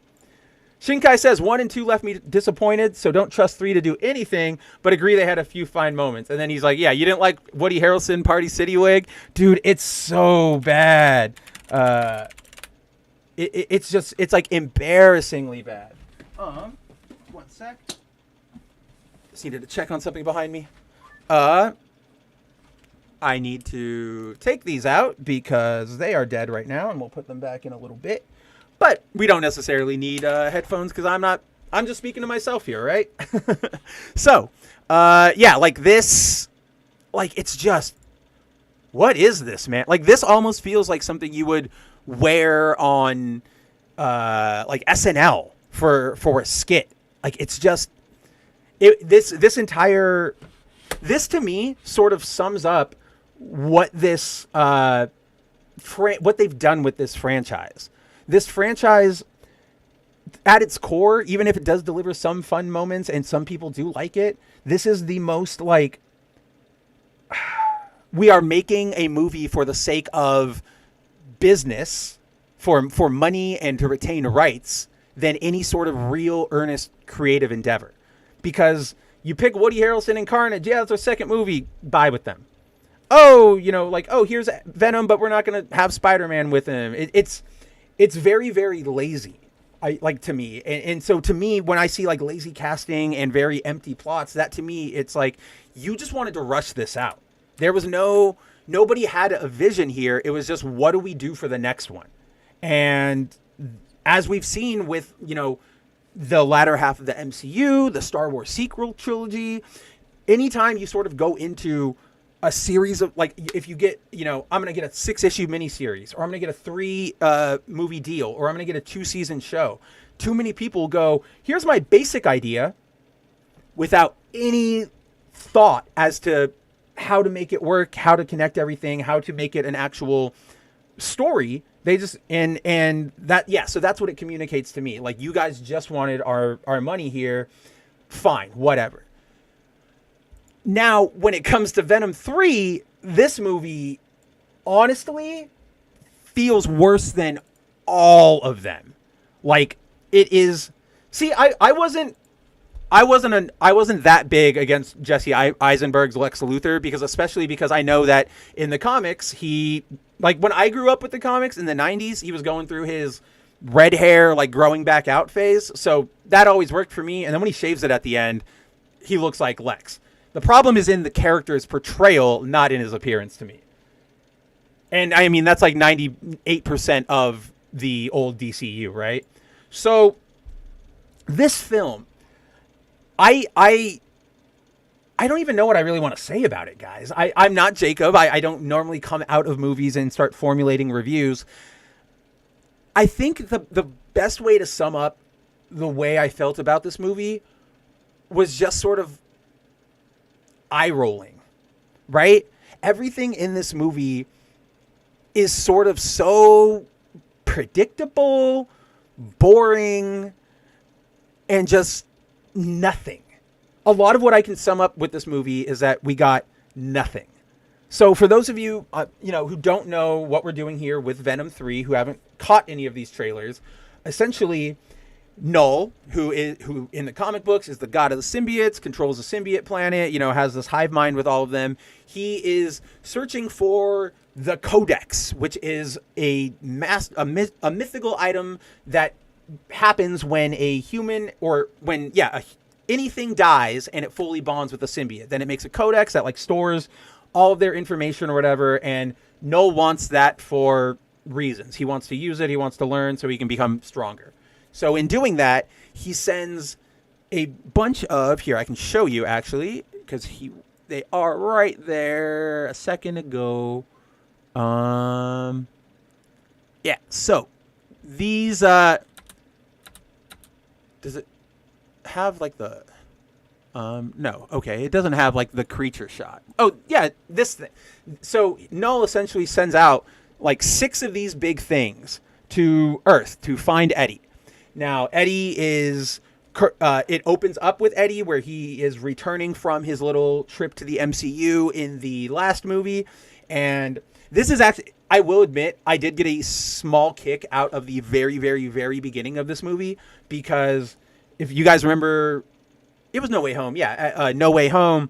When it ends, there, Eddie's at that bar in Mexico talking to the bartender about like Thanos and what it was or whatever. And he gives that line of like, senor, he made my family disappear for 5 years, like that guy. So, and then, he goes, oh, I'm out of here. And he disappears and he leaves the little black goo. That's where this movie starts. And I did get a small laugh because when Eddie goes back from the MCU to the Sony universe, he lands in that bar with that version of the bartender. And I was just like, hey, cool. Somebody remembers how the multiverse is technically supposed to work. And it was a neat little like, cool. I'm glad to see that guy get some more work, and I'm glad that they didn't just completely abandon this plot line. So, so that is essentially the plot of this story. Is Eddie realizes he needs to get back to New York. He needs to go stop this all. He needs to protect everything. So he sort of goes on a road trip where he starts making his way from Mexico towards New York. And in doing so, he encounters a couple of these symbiote beasts and is also being hunted by the military who want to learn and understand what exactly is going on with the symbiote.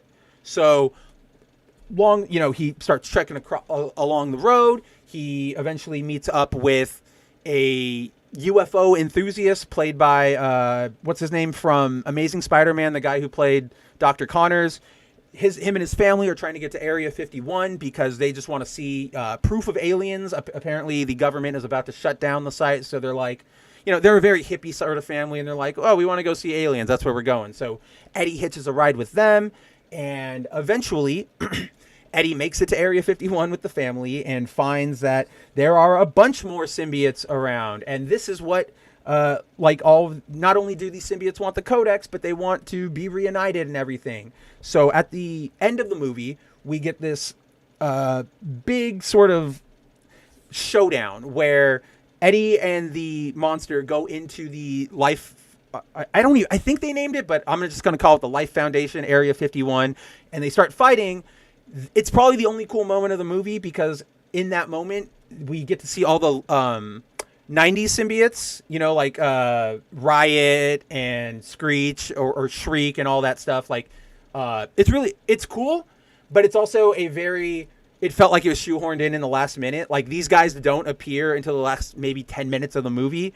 And so the symbiotes all lash out. About 6 or 7 of them latch on to scientists or people in the base, and they start fighting back against all the monsters. And then eventually Venom realizes, it wants me. So what it does is it separates from Eddie, attracts all of the beasts, like all 6 of them teleport in, and he lures them into like an explosive silo and sacrifices himself. And boom, all those symbiotes are dead. Eddie is on his own now, and that's where the movie wraps. So if you could not tell from the fact that I jumped like from the beginning of the movie to the end of the movie, this is it's clear that they went with the premise of Venom road trip and sort of stopped there because nothing really works together in this movie. Every decision they make just feels like they were throwing things at a wall. This honestly this feels like it's not a B movie, but a cutting room floor type movie where all of these things were, cut from number 2 or 1, and then they just went, throw it together for a B-sides album. Like, let's do that.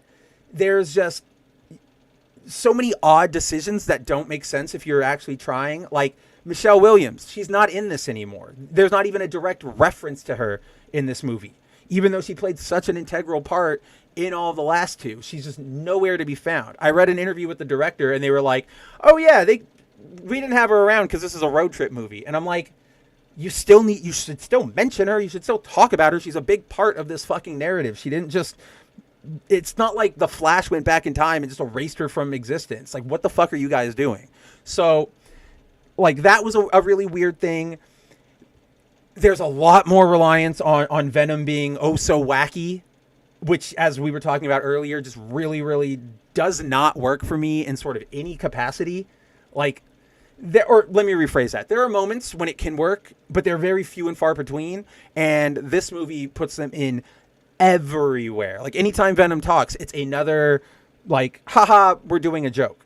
And to that end, there's a lot of shit that's done in this movie that, to me, logically doesn't make sense. Okay, so where do I start this? There is this sort of debate, question, discussion among movie viewers, and not like pretentious movie viewers, but everybody, where there's a certain camp who says when you watch a movie, you should be able to, like don't nitpick things. Don't sit there and be like, oh, why didn't he order a Coke instead of like things like that. You don't necessarily need to nitpick because it's a movie. We can suspend our disbelief.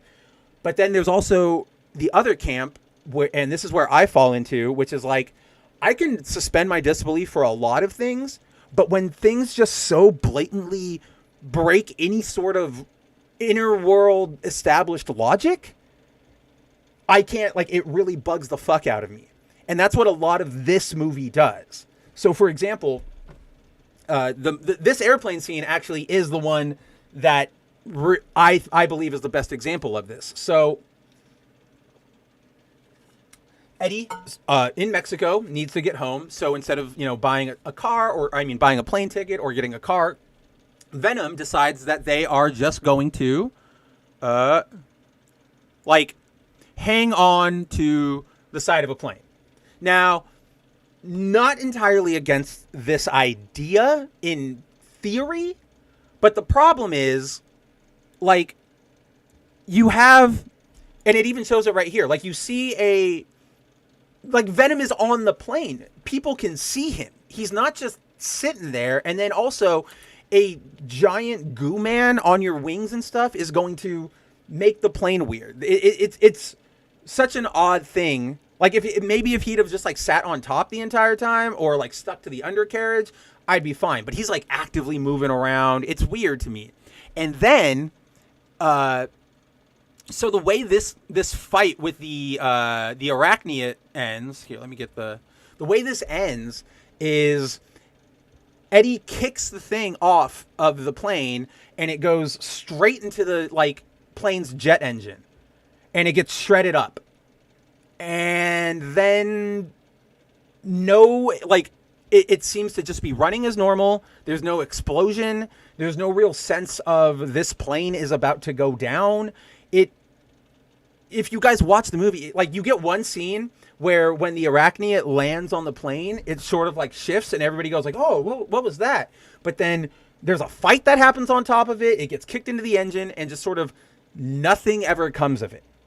And it's sort of like a lot of these little things build up over time where, if this was it, I could probably go, yeah, they kicked him off the thing and now they went to, they had to take care of it. It's not Eddie's thing.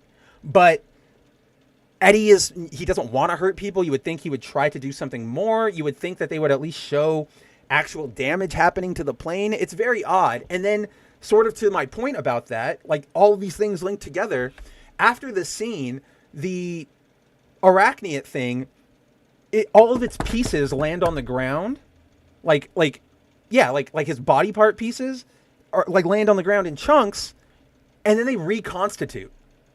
And my complaint with that is, like, that's not what would happen if you got sucked into a fucking jet turbine. You're not getting chunked up, right? Like, you are getting shredded. And yes, it is a bigger creature, so it's not going to go like red mist like a human was, but it's not going to come out, like, it's not going to be like diced potatoes. It's going to be like a hash brown. So it's things like that just sort of pervade this movie. A lot of do this for this scene, and then kind of we don't really care about what comes next after it. For example, For fucking example. All right, let me pull up this shot of him. Well, that's close enough, but I want Tuxedo Eddie. Yeah, let's. I just want that shot of Tuxedo Eddie. Give me Tuxedo Eddie. Yeah, there we go. So as you can see here, at one point in the movie, Eddie and Venom eventually make it to Vegas, and that's, they're trying to get to Area 51, so on and so forth. At this point in the movie right here, so the reason Eddie needs to get the drunk guy's clothes is because he's still wearing that Hawaiian Golden State Warriors getup from No Way Home. He tries to walk into the casino in Vegas. It's called the Paris. It's one of the bigger ones on the Strip, and they have like door guards there who go, "No, sir, we have a strict dress code here at the Paris." I'm like, okay, guys, I've been to Vegas a lot, right? Especially being in college in California, we would make a bunch of like runs over. Like, you don't need a fucking dress code for any of those places, at least to get in the main door, right? There are restaurants and clubs and like high stakes rooms where, yes, you do need to dress a little nicer. But just to walk the fuck into the front doors and, go to the check-in reception desk to get my room, I have walked into those places like completely shit-faced hungover and looked like a disaster, and they didn't say a fucking word. So, sorry, I know I'm swearing a little more in this segment, but it's just sort of like, it's such a bizarre drop in logic. Like, why did you pick the Paris to say we need that to have a dress code? Why not send him anywhere else? Why not make something up? And like so that's sort of what I mean, guys, is that they just do things without really considering what it means for logic, what it means for the world, what it means for any of the plot. It's just really, really like it's not a cohesive movie. It really, the best way I can summarize it is what I was saying before, where it's a bunch of cutscenes thrown together, and then they add in at the very end like a scene that wraps them all together and says, "That was a fun adventure. Thanks for the trilogy." Like, this movie the movie ends with like Eddie being like, "Well, I'm going to miss you, buddy." Like, it's a little solemn send-off or whatever. It's fine, but it's like, that's sort of probably all you guys had in mind, was we got to give him a send-off.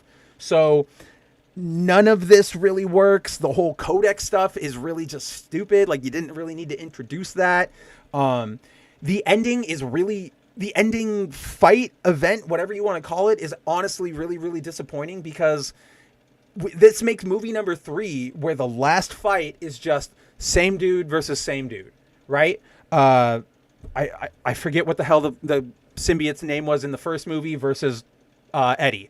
Carnage versus Eddie. Carnage monsters or Null monsters versus Eddie. It's not that interesting to see that fight, especially when everything is just sort of CG. I don't know. I wish I could give more of an in-depth criticism of this movie, but there's really just not. All I sort of walked away from this was like, that was lazy. Like, see me after class. You could have done a lot better. But it's clear that they sort of rushed this production, didn't really think of anything in regards to like internal consistent logic. It almost feels like they had Venom 1 and 2, and then they said, everybody who knew these movies, get the fuck out. Get the fuck out. All right, bring in this new team. What do you guys know about Venom? If I Google it, the top 3 actors are Tom Hardy for both Venom and Eddie, and then Mrs. Chen. All right, there you go. Those are the only 2 returning characters we need. Let's get this shit into production. Like, it's cynical is probably the best word. It doesn't feel like you made this to make a movie to entertain people. This, more than almost anything, feels like you just made a product for people to purchase. It's sort of disappointing, because I will admit there are things in this film that I could have gotten behind. I really do like the Venom horse. There's this Venom horse is part of a whole sequence where Venom is trying to recover like his mass and stuff, so he keeps like jumping to different animals. So he'll go from a horse and jump in and take like a frog, and then the frog will eat a fly, and then he'll let the frog like let its tongue out, and it'll take a fish. So then he'll go to a fish. So I like that. That was a really cool like idea. only lasted like 2 seconds, but hey, it was still cool. I like Mrs. Chen. I don't know why. Like, she's fun to me. Is there even a picture of her in this trailer? I would have thought there was a picture of her like, Eddie. But so like her, and sort of like, this is why I give the caveat, because when they find her, it's in the Paris casino. She's also in Vegas. She's winning big. It's a nice little like, hey, oh my god. But then she's like, Eddie, I have like this penthouse room. I'm winning so much. Come up and party with me. And it's just this weird excuse to have another dance scene where, like, it's completely out of, even more so than the DJ scene in the last one. Because at least in the DJ scene from 2, it was part of Venom going out and looking for himself and his identity and traveling around San Francisco to look at what he needs. Here, it's just like, oh, she's here. Now go do dance segment. And then gone. Like, nobody behind these movies really knows what to give the audience. They're sort of trying to give everybody everything when things don't work. It is such a bizarre mess of a movie, right? Like, that's sort of really the only takeaway I can leave you guys with, is that Venom Last Dance it's like one of the most cynical things I think I've seen in a long time. Because, yeah, it doesn't feel like there was any creative energy behind this. The only motivating factor was, can we, bank off of the success of the last 2? Like, to the point, guys, where, so there are 2 big complaints I sort of have about this, which is like, one, we went all 3 Venom movies and we never even got his own logo. Like, he's just still the weird, veiny white, like all black, some white vein Venom. Really lame. Okay, fine. You want to avoid Spider-Man? Come up with something, right? Like, something should be usable. There's probably, honest to God, guys, I bet you Ben Reilly's Sideways Spider logo is probably in the things that Sony has the rights to over Marvel. So use that. Like, it's so weird to me that they didn't want to do that. And then there's this whole idea that, so if you guys saw the marketing or the trailers or whatever, you'll know that they were positioning Null, the god of the symbiotes who we talked about earlier, as the like big bad. That dude shows up for 3 seconds of total screen time, and all he does is sit and like talk to the symbiotes. He doesn't fight. He doesn't do anything. He just sort of orders the symbiotes to go find the codex, and then they tease him at the end. They go like, "Oh, I'm coming now," and it's just like, this was the movie. Like, I understand that Null is there for you guys to play. That's the best way to put it. They thought too much about whether they could and not about whether they should. Because, like, yes, okay, Null is there for you guys to have and play with. That is a symbiote-related enemy. That is actually arguably one of, like, Venom's only real foes. Problem is, you guys don't need to throw him in here into a third movie, right? Because, like, this is, at the same time, this movie is trying to close out Eddie and Venom, like their arc, while also starting and introducing this new big bad arc. And it's weird because you would think that in a normal narrative, after we got to know the characters, or in the process of getting to know the characters, we learn that, oh, they've got a big bad that they need to go fight. Now we're actively like behind them. We're rooting for them. We've seen this journey of like Eddie coming from, disgraced reporter to actual like voluntary hero, not a reluctant one. And instead of that, one sec, I need more water.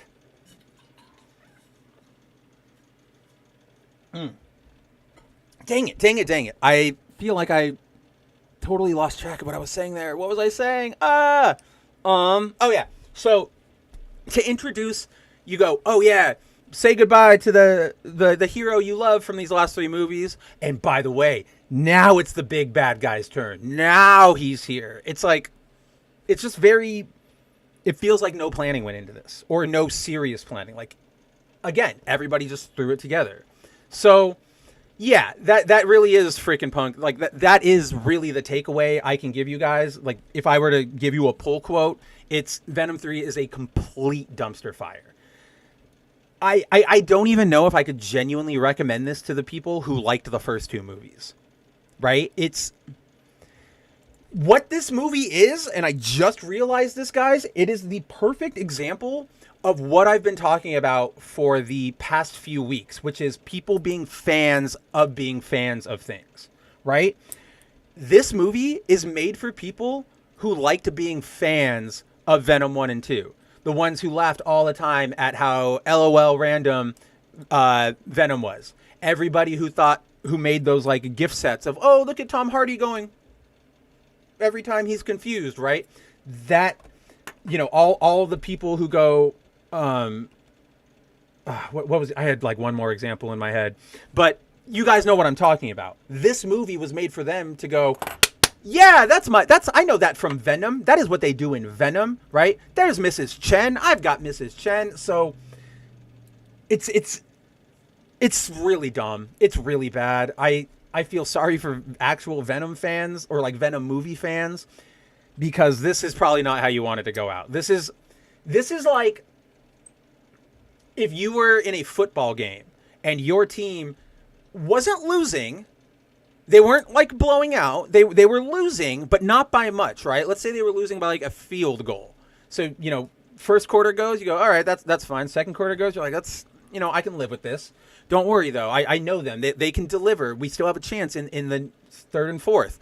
And then when the third and fourth come, they don't just not fail to capitalize.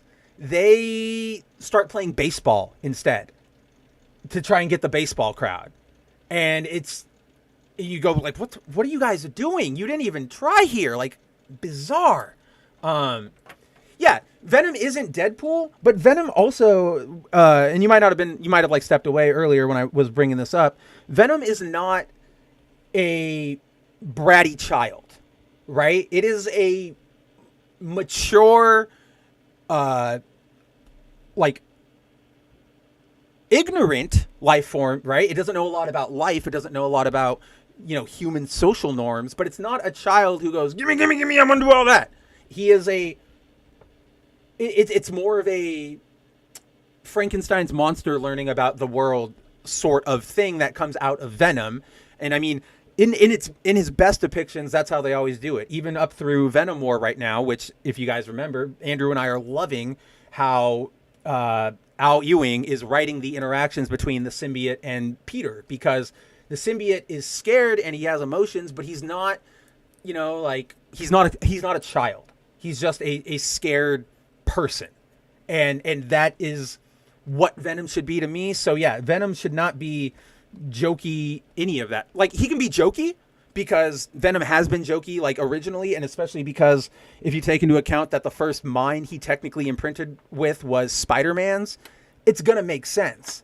It's just this interpretation, the movie one, goes way too far with all of it. And that's what I mean, where you could have had jokes here and there, and that makes sense with Venom's character. It also makes sense with, the movie depiction. However, having him do a bunch of just stupid quips and like, I'm gonna do that, I'm gonna do this, no, blah blah, like, that to me is just sort of like, you're making this too childish because everybody laughs at, haha, look how silly this thing is. And that's what I mean. They're fans of that.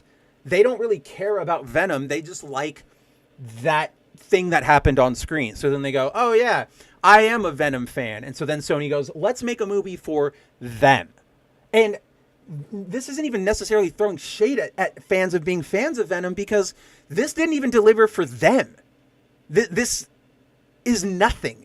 It's, yeah, at this point, guys, I am clearly aware that I am just speaking in circles, because I don't know genuinely what else to say, because yeah, it's a bad movie. It's not a great time. This isn't even one of those ones, you guys hear me always sort of qualify movies like this where I go, it's not great, but if it was on like FX on a Saturday afternoon, I wouldn't turn it off. I might watch it for like 40 minutes in the background, have it on, right? This isn't even one of those movies. There's nothing in this movie where I go like, I want to see that again. I really, really, really like that was a really good thing. Okay, wait. I will qualify that because, as always, I like to believe that if you're going to criticize something, you can always find something positive. Everything has its positives and its negative. Rarely do you find something that is just complete, just irredeemable garbage. And in Venom's case, it is the. Let's see if there is a good shot of them. It should be because they were like promoting it really hard. That's too bad. But so yeah, we've all seen like that Witness. Oh, that's a pretty good one. So there is in a lot of the trailers for Venom 3, there were the shots of Ryan, oh my god, what is his fucking name?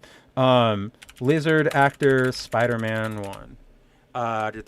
Rise Ulfans. I think it's like a Dutch name. I don't know how to say it. But anyway, Rise Ulfans, he is in the movie as sort of a hippie guy in a van who gives Eddie a ride. In the movie, it turns out, and I noted it very briefly above, but he is a sort of a hippie father to he's got a family. His wife's sort of on the hippie bent with him. One of his kids, like his younger son, is sort of enamored with it, and then he has a teenage daughter who's doing like the teenage rebellion thing. They pick up Eddie, they travel, and they're trying to see if they can get a glimpse of aliens. I really, really, really liked the family dynamic in the way it was portrayed, right? It's very clear that, we're supposed to look at them. The daughter is supposed to sort of be our lens, our representative in that story where it's like, look at these kooky nuts. Like, they're so weird. They even make a quip about how, like, oh, yeah, the dad's like, I emptied out my entire savings so we can go on this road trip to see Area 51. So you're supposed to, at first, you're supposed to get this idea of, like, these are some wacky people. Their kids are probably not that happy. But then later on, you get some scenes of everybody interacting with Eddie and talking. And the parents are super, super nice. And the kid is really just like interested in anything. And the daughter is just always saying like, I'm surprised we didn't get a visit from child services. Right? Like, God, I wish I was dead. Not in an overgrading, like she's supposed to be right sort of way, but just in the average teenager way. Like just portraying a teenager. But then later on, there is this scene where Rise Olfen, he starts doing he starts playing on guitar. He starts playing David Bowie, Ground Control to Major Tom, and he's like, "Come on, family, it's sing along time." And like the mom starts singing along, and she's into it, and the little boy, he's like reciting all the words. And then you see Eddie, and he's like, I don't know about this, man. Like, this is weird. But then it cuts over to the daughter who's sitting in the front seat with the mom, and she's like singing, like she's like looking down, like ground control to major, like she's singing even though it's like sort of like reluctant. And then like her mom reaches out and like squeezes her hand as one of those like, oh sweetie, you're doing it. And it was a very nice family dynamic, a dynamic of a family that maybe doesn't, it seems odd on the outside, but they truly do love each other. They still care for their kids. Like, I really, really liked that. I think we are at a lack in the current state of entertainment of good family depictions. And I'm not even getting into like a culture war type of thing. I just think we've gotten to the point where so many of the people, especially in the West, come from, house like homes of divorce, like I did, where you didn't have like really good parental situations growing up, like all of that stuff, people who got bullied, yada yada. Those are the people who are in charge of this stuff now. So they're sort of just writing what they know, if that makes any sense. But it doesn't. Yeah, so it's like what they know is families can be rough, they can be tough, they're not always easy, and most of the time you should be okay with saying goodbye to them or cutting them out if they're really just not loving you. But here, like I think it's important, again, not in a culture war sense, just in a general life sense, to show that being married it can be a happy thing. It's not an end all experience. It's not something that automatically you have to look on with terror or caution. It should be something nice. And maybe that's just me being like romantic, but I really liked that. That's what I really liked about this movie, was I liked their little interactions. And then, like I said before, I liked the multiverse jump back to the same bartender and the same bar, but in the Sony universe over Marvel. So like that's probably the best things I can say about this movie. Yeah, don't like not really worth watching, even for that stuff. It's not worth watching. I'm pulling that stuff out because I watched it and I'm trying to find like what did I like. And maybe if you guys find yourself in an unfortunate situation where you're watching it, you'll go, I see what Spencer was saying. But I don't like if you guys see it on the TV, 100% keep moving on, man. Like this is even the CG, even the fights, like I don't know, man. So for example, here's sort of actually the best way I can communicate this. I need to pull up a visual aid real quick. Let's see. Absolute. Don't worry. This is all relevant. Punk says, while I'm loading that up, Punk says, I'm going to watch Deadpool Wolverine when it becomes available on Vudu. Isn't it out already? I could have sworn it's already out on digital. Let me check that for you. Vudu. Yeah, it's out right now. You can get it for $25. I think it came out like last week or the week before. And I know that because when I went down to my my Pakistani shop, they had a copy, and that's where I got mine. So, yeah, Timon, that's a really, really, really good comparison. I didn't even think at first when I saw that comment. I thought you were just talking about like because I don't think you saw it, but one of the things they do for the movie Venom is that they really place an emphasis on him needing to eat like brains and chocolate and stuff to, you know, keep whatever that enzyme or whatever it is that the symbiotes love. There's a lot of emphasis on that, like him always needing to feed and that stuff. So there are a lot of scenes where he's like always like, nom, chocolate. I thought you were just talking about that, but now I realize you're talking about the parody I was doing, where it's like, oh yeah, me Venom, no, yeah. That's Cookie Monster has probably more maturity and self-control and tact than Venom does in this movie. It's insanely bizarre. Only with a prenup. What did I even say? I totally forget what I said. Oh yeah. Only the marriage stuff. Oh yeah, always get a prenup. Everybody always get a prenup. It literally should be default. It's a bizarre concept to me, but yeah. So yeah, just not. Oh, this is what I was trying to bring up. So when you guys think of symbiotes, right? What do you guys sort of think of? You think of like goo extensions, maybe like goo whips. You probably think of like the big mouth opening and like clamping people down. Maybe you think of the times when like Venom does it sometimes in the comics where he does the like Luffy type thing and he puts he amasses the symbiote in one hand and punches them.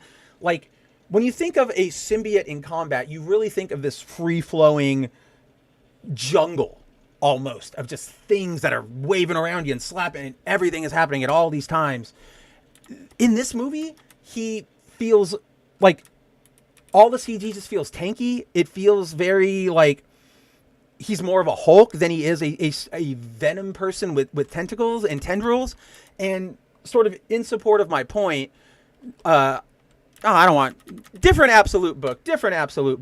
So if you guys remember the last time we had a stream, or when we had foil variant, Andrew and I talked about Absolute Batman, and I walked away from that book being a really, really big fan of his bat costume, specifically for this page right here, where you see that he has like bat hand hooks on his cape, and he's like flinging people, he's like grabbing them. It's a very like Kratos style combat.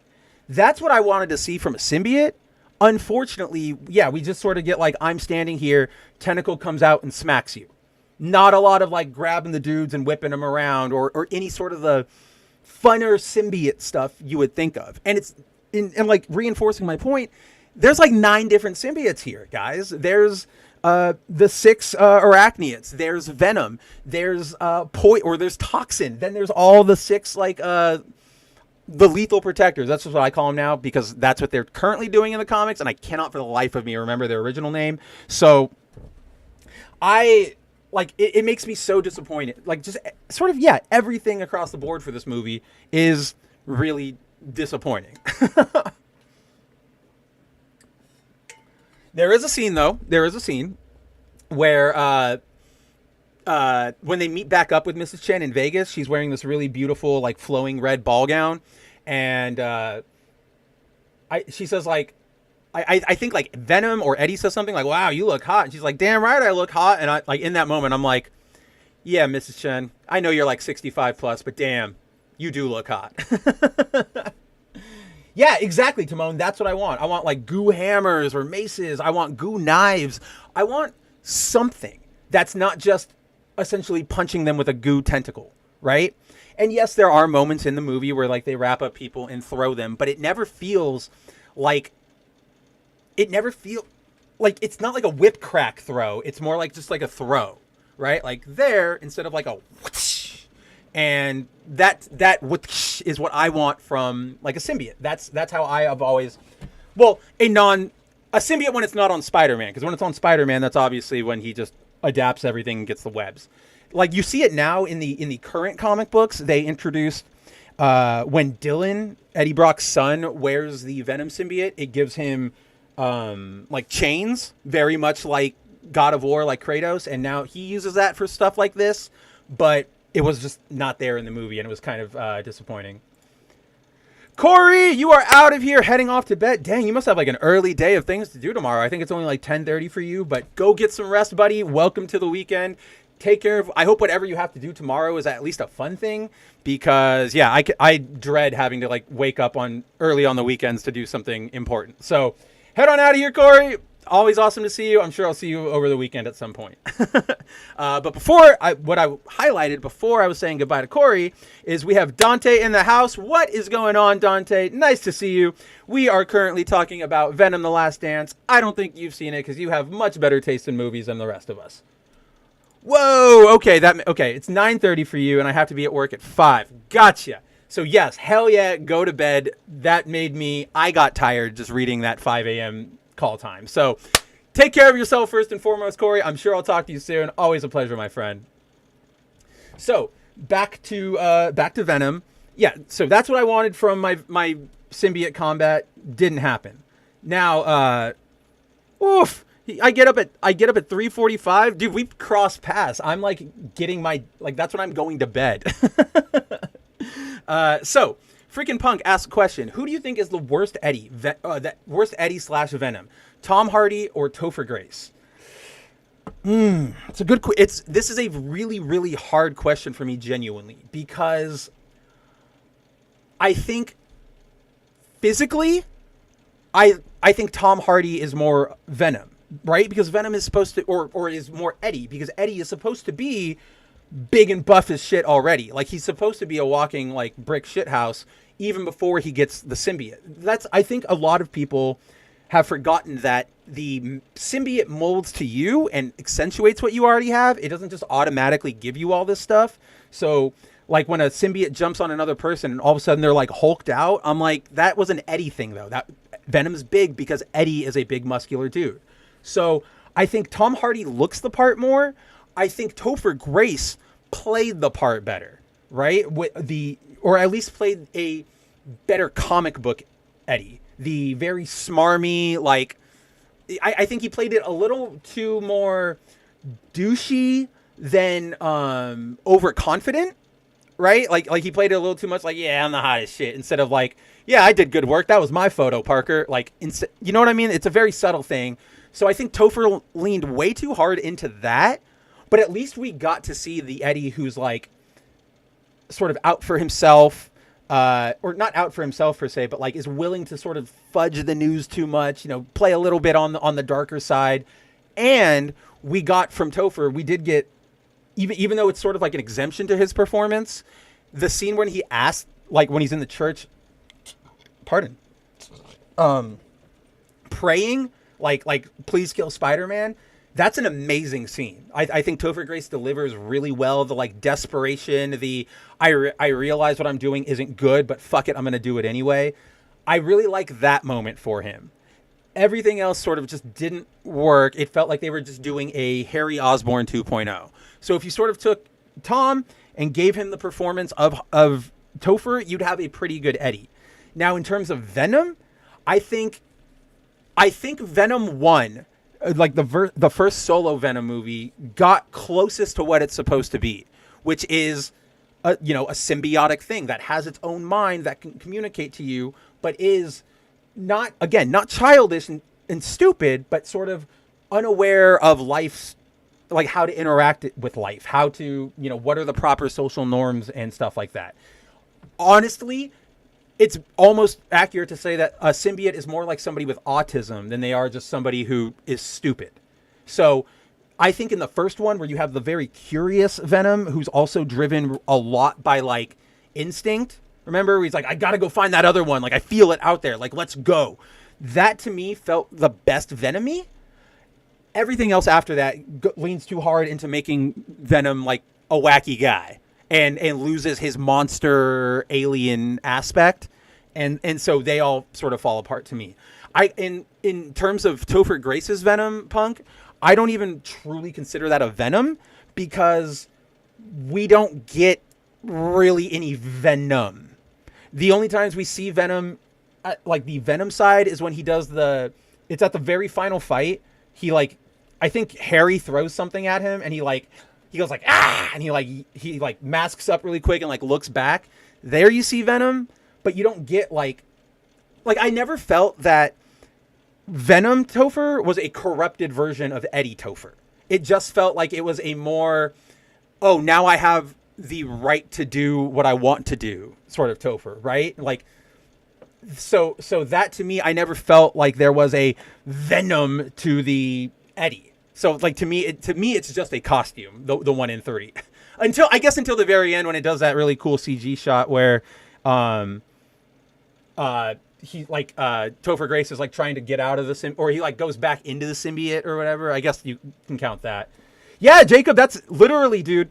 I'm sure. I'm sad that you had Retrowave tonight and not the movie show, but I'm sure we'll talk about this on Wednesday. And I dropped this in your Retrowave stream before I hopped on here, and we just spent the last, like, hour talking about it. This movie sucks, dude. Like, it is like confusingly bad. The way I've been telling everybody here in the chat is, like, it's like they took like cut footage from the other movies, threw them all together, and then gave us a scene at the end where Eddie was like, okay, bye. So yeah, this movie is genuinely hot trash. We are 100% aligned right there. Let's see. Shinkai says, which Venom story was worse, the movies or PS5 Spider-Man 2? So, hold on. Let me, I want to get to that, but let me answer Punk real quick. So the first Venom movie was the best of the 3 Venom movies. Yep, 100%, because that was before they flanderized his personality, right? Because now it's like, oh, curious monster? No, just LOL, so random. Here's a Reddit thread about his funniest lines or whatever. Like, that's what he is now. So Shinkai asks, which Venom story was worse, the movies or PS5 Spider-Man 2? So I am going to actually say it's Spider-Man 2, the PS5 game, but for a very specific reason that also runs aground of Venom 3. And that is, I'm sure you guys have heard me talk about it if you've watched any of my shows here or with Andrew or on Bounding, which is, I am not the biggest fan of the twist they did or let me rephrase that. I am not the biggest fan of the retconning of Null into symbiote origins, right? I really like, when it comes to, like, media, whether it's comic books or movies or whatever, I really like the idea of, mystery. Something, like in the Blob, right? The Blob lands from space. We don't know where the fuck it came from. We don't know what it is. We don't know what its actual motives are, but it's but that sort of contributes to the alien terror of it. It seems we can't analyze what it's trying to do. So I really like that in my like horror monster, or just like media in general. So when they introduced Null and they took the symbiotes from being like this mysterious goo alien that nobody really knew about and really only spawned from Venom, right? Like Toxin, Carnage, all those, like Lasher, all those guys are derived from Venom rather than from the alien homeworld. And so I always liked that. Like, it is just this thing that exists in the Marvel universe. We don't know what it is. It came and it fucked up everything. Now it's resolved. We don't have the time to go deal with it. Cool. When they introduced Null and they started saying things like, he controls everything. He killed the god of the superheroes to make all black. What is the one that I really, really hate? Oh, they made the change where, like, instead of the symbiote planet being a planet, it was a bunch of symbiotes, like, in a formation creating a cage around him. And so that's what they were, like, trying to do this entire time. Once they introduced that, I don't know. I am not a fan of that because I think it takes away the mystery. I think it takes away the sort of this sense that even if we are looking at these stories, at Spider-Man, at Cap, their world is, there's shit going on. We don't need to see everything. We won't be able to see everything, but things are happening. And just this constant sense of no matter how much we know about Marvel, no matter how much they unveil, there will always be sides of it that we just don't know because it's such a vast, big thing. That, to me, I like that because it makes it feel like a universe. When you start explaining everything and explaining like, oh, it's all linked together because of the god of superheroes and Null came and fought the Avengers in 1000 BC, it just makes everything feel so small. And in doing that, to me, that is a big failure to me because if you're writing a small story in a universal set, like a big setting, you've already fucked up because you don't understand the setting you're working within, right? So that's sort of, so when Spider-Man 2 and Venom 3, when they start leaning into this Null stuff with the, we are an ancient race of whatever, like, I just wipes over my eyes. I just go, this is the dumbest thing possible. Like, just go back to being a weird alien. It's the same feeling I have towards the Halo series, which you guys have heard me talk about, which is under Bungie, when like Halo 1 through Reach, Master Chief was just a dude. He was a human who got taken from his parents as a very young child, put through a rigorous military experimentation program, and goes out and puts on a suit of armor and fights a bunch of aliens. That's what he was up until Halo 4. Where in Halo 4, we get a scene where the Forerunners attack a UNSC outpost in space where the Chief is on. They scan it, and they go, oh, look, Forerunner, like, DNA detected. And it turns out that Master Chief is part of this, like, chosen bloodline to be the true inheritors of the Forerunner, like, legacy. And I'm just like, that's so fucking stupid. You just made everything feel so small. Right? Like this is no longer a world where I go, there's everything out there. There are other races. There are wars happening and battles and humanity is desperate. And now you just went, oh, he's chosen one. Great. So, yeah. So to answer that's the long-winded way, Shinkai, of saying for, the first Venom movie and then 2, because I didn't really touch upon it, and Spider-Man 3, just treating it as an alien thing you don't know about, I like that. I don't like Null. I don't like alien god stuff.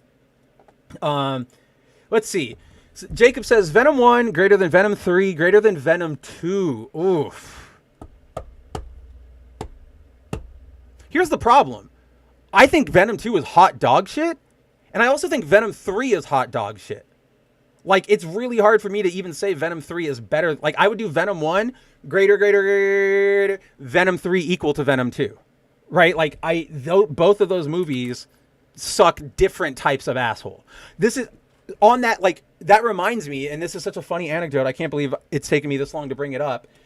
A couple weeks ago, Andrew and I, we were talking about Venom, the Venom movies. I don't know how we got there, but that was what we were talking about one night. And I told him I very, very, very, very much dislike Venom 2, but there's one scene where I have to give him credit. And I told him it's the scene where when Eddie and like Carnage are fighting on the roof, and then they fall back down, and Eddie's symbiote knows it needs to save him, so it like jumps off of him and like keeps like jumping out, cushioning his fall, and then like grabbing back onto like Michelle Williams and her fiance and stuff. And it's this cool sort of like traveling symbiote sequence that plays with physics, and then it makes Eddie safe when he lands on the ground.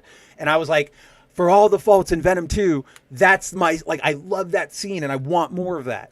And I went back to look for it. I made the entire fucking thing up. That scene does not exist in the movie. What happens instead is that Eddie falls down, separated from the symbiote. The symbiote rushes past him instead of just like combining with him, rushes past him, grips onto Michelle Williams and her fiance, travels down them because they're on like a pillar, and then it just like shoots back up. It not even like shoots up. It just like makes a cushion for Eddie and then envelops him as Venom, and he's fine. And like, so to my point is that for years, my favorite Venom thing, the only thing I could give Venom to was something that didn't happen. Like, so let's see. Jacob says, Venom 3 was boring and hard to follow. Venom 2 made me legit angry. See, I almost would flip it. Venom 3 made me legit angry, and we'll obviously I don't expect you to go back and watch my whole rant, or because we'll probably talk about it on Bounding, but like everything in this movie was made just because like none of the scenes make sense. Nothing, there's no internal logic. There's just like things happen. And they're like not connected at all. And I was even saying this, Jacob, like to me, like obviously it's probably one of your complaints. In Venom 3, they have that dance scene with Mrs. Chen in the casino at the very end, right? That was a complaint of mine. I'm like, why are we doing this again? But I had to admit that at least in Venom 2, when he went to the club and he did the DJ scene, as stupid and awful and out of place as that was, at least it made sense in the story because Venom was going out and like trying to find himself. Again, not the best way you could have done it, but at least it made sort of sense. Like, okay, yeah, Venom's why did he find that place? Because he was out exploring. Here, it's just like, oh, Mrs. Chen is here and she wants to go dance. Like that to me is where I'm just like, you guys didn't even try to give some semblance of there's a story reason for us to be doing this. Shinkai says, I did like the Topher line of, oh yeah, my spider senses are tingling, if you know what I mean. Liked him being an asshole. Yeah, censoring so YouTube doesn't mess with my comment. Right. And like that's what I mean. Like to me, that's like Eddie should be a dick, but there is a point in that movie where he goes from just sort of like arrogant dick to like I'm better than you, like sort of dick. And that to me is like, again, now you're just making Harry 2.0 instead of an actual Eddie Brock or Venom or anything. Timon says, Sony is wasting characters in bad movies. We'll never get a good long-running Spidey universe in the movies. I don't even care anymore. No, and I think that is a really good sort of like takeaway or capstone to this entire debacle, which is, yeah, because of that stupid battle that Sony, I genuinely need to know what is in the water in these boardrooms, because Sony would stand to make so much more money if they said, okay, Marvel, let's play ball. We'll give you back the rights or let you use the rights sort of as you want for a, I don't know, 40% cut of the profits, 65% cut of the profits, whatever. They can dictate what they want. Do that. Let Marvel, for all intents and purposes, make the Spider-Man universe within the Marvel Cinematic Universe. More people will go see those movies than they will go see a fucking Silver Sable movie, a Madame Web movie. And that's what I mean. Like, who up there is looking at this and saying, don't worry, guys, this next solo movie about a character who is dependent on another character, this is going to be the winner, right? Like, and Kraven's the next one. And I'll admit that probably looks better than most of the other Sony Spider-Man universe movies, but that's not saying much. And we also know Sony is notorious. I held back the swear there, but like Sony is notorious for just lying to you, to me, to fans, to everybody about Spider-Man movies in their trailers, right? Like, don't forget the first trailer for Morbius had that poster with the Raimi Spider-Man suit on it, and it had the graffitied like murderer. Nothing in the movie, and then we find out later on from the movie's director, he was like, yeah, they just threw that in there because it was marketing. That was not a decision like I had to do at all. So Or my personal favorite, like this one, and maybe this isn't even like a trailer thing, but okay, I think it is. Let me rephrase. I'm taking back my caveat. To me, like the other trailer bait and switch from the Sony Cinematic or the Sony Spider-Man universe was Madam Web. Because if you guys remember, in Madam Web, the trailers all really heavily focused on the girls in their costumes, right? Sydney Sweeney in her Julia Carpenter costume. The other, I forget who the other actresses are. I know like Isabella Merced was Maddie Franklin, and then, or no, she was Aranya. I forget who Maddie Franklin was. It's the black chick. She's been in a couple things. I don't remember her off the top of my head, but like that, those trailers were all like, you must protect the girls. They're going to get their powers. That's why he's going after them. Look, they're going to be the Spider Women. That's what you know. Then you watch that movie, and it is less than 1 minute of them in their costume. And it is a flash forward dream sequence that is being seen by Ezekiel. Like that to me, I will never, ever be over that. Because you can go check all the archives in the world, everything I've been on, like leading up to that movie's release. I was like, this movie's going to suck. Do not get me wrong. But I am excited to at least see like Julia Carpenter in her costume. She's my favorite Spider-Woman. I'm at least excited for that. I like Aranya as well. I'm excited to see her too. I don't care about Maddie Franklin, much less a race swapped one. But, you know, sure, throw her out there. She's got the spider, like iron spider arms, but they're like organic. That's one of my favorite power sets. Go for it. That was my line the entire time. And I was like, if I'm going to have to watch this thing, at least I will see that. And I went through that scene takes place at the end of the damn movie. Like that to me is a bait and switch. Like I will never not feel insulted about that. Because then they go, oh, why did you guys expect that? It was just in the trailer. And it's like, you guys made us expect that. All the marketing was them in their costumes. All of the commercials was them in their costumes. Get out of my house. Andrew is finally here, checking in from the somewhere in Texas, San Antonio. I know it's in Texas. I have no idea if it's on the east or west, north side. This gay show is still alive, but we are exceptionally close to the end. We'll probably run for another 7-10 minutes, but welcome in, buddy. I hope you are having a good show out there at I believe SpaceCon. I get all of these mixed up, but I know you're at that con right now in San Antonio with a lot of people, so I hope everything's going well. We are going to have a lot to talk about on Foil Variant when we finally get back to it. I mean, you can go see earlier I was like, I can talk about some books, but no, I just need Andrew here. Fuck it, we're going to go on to the next subject.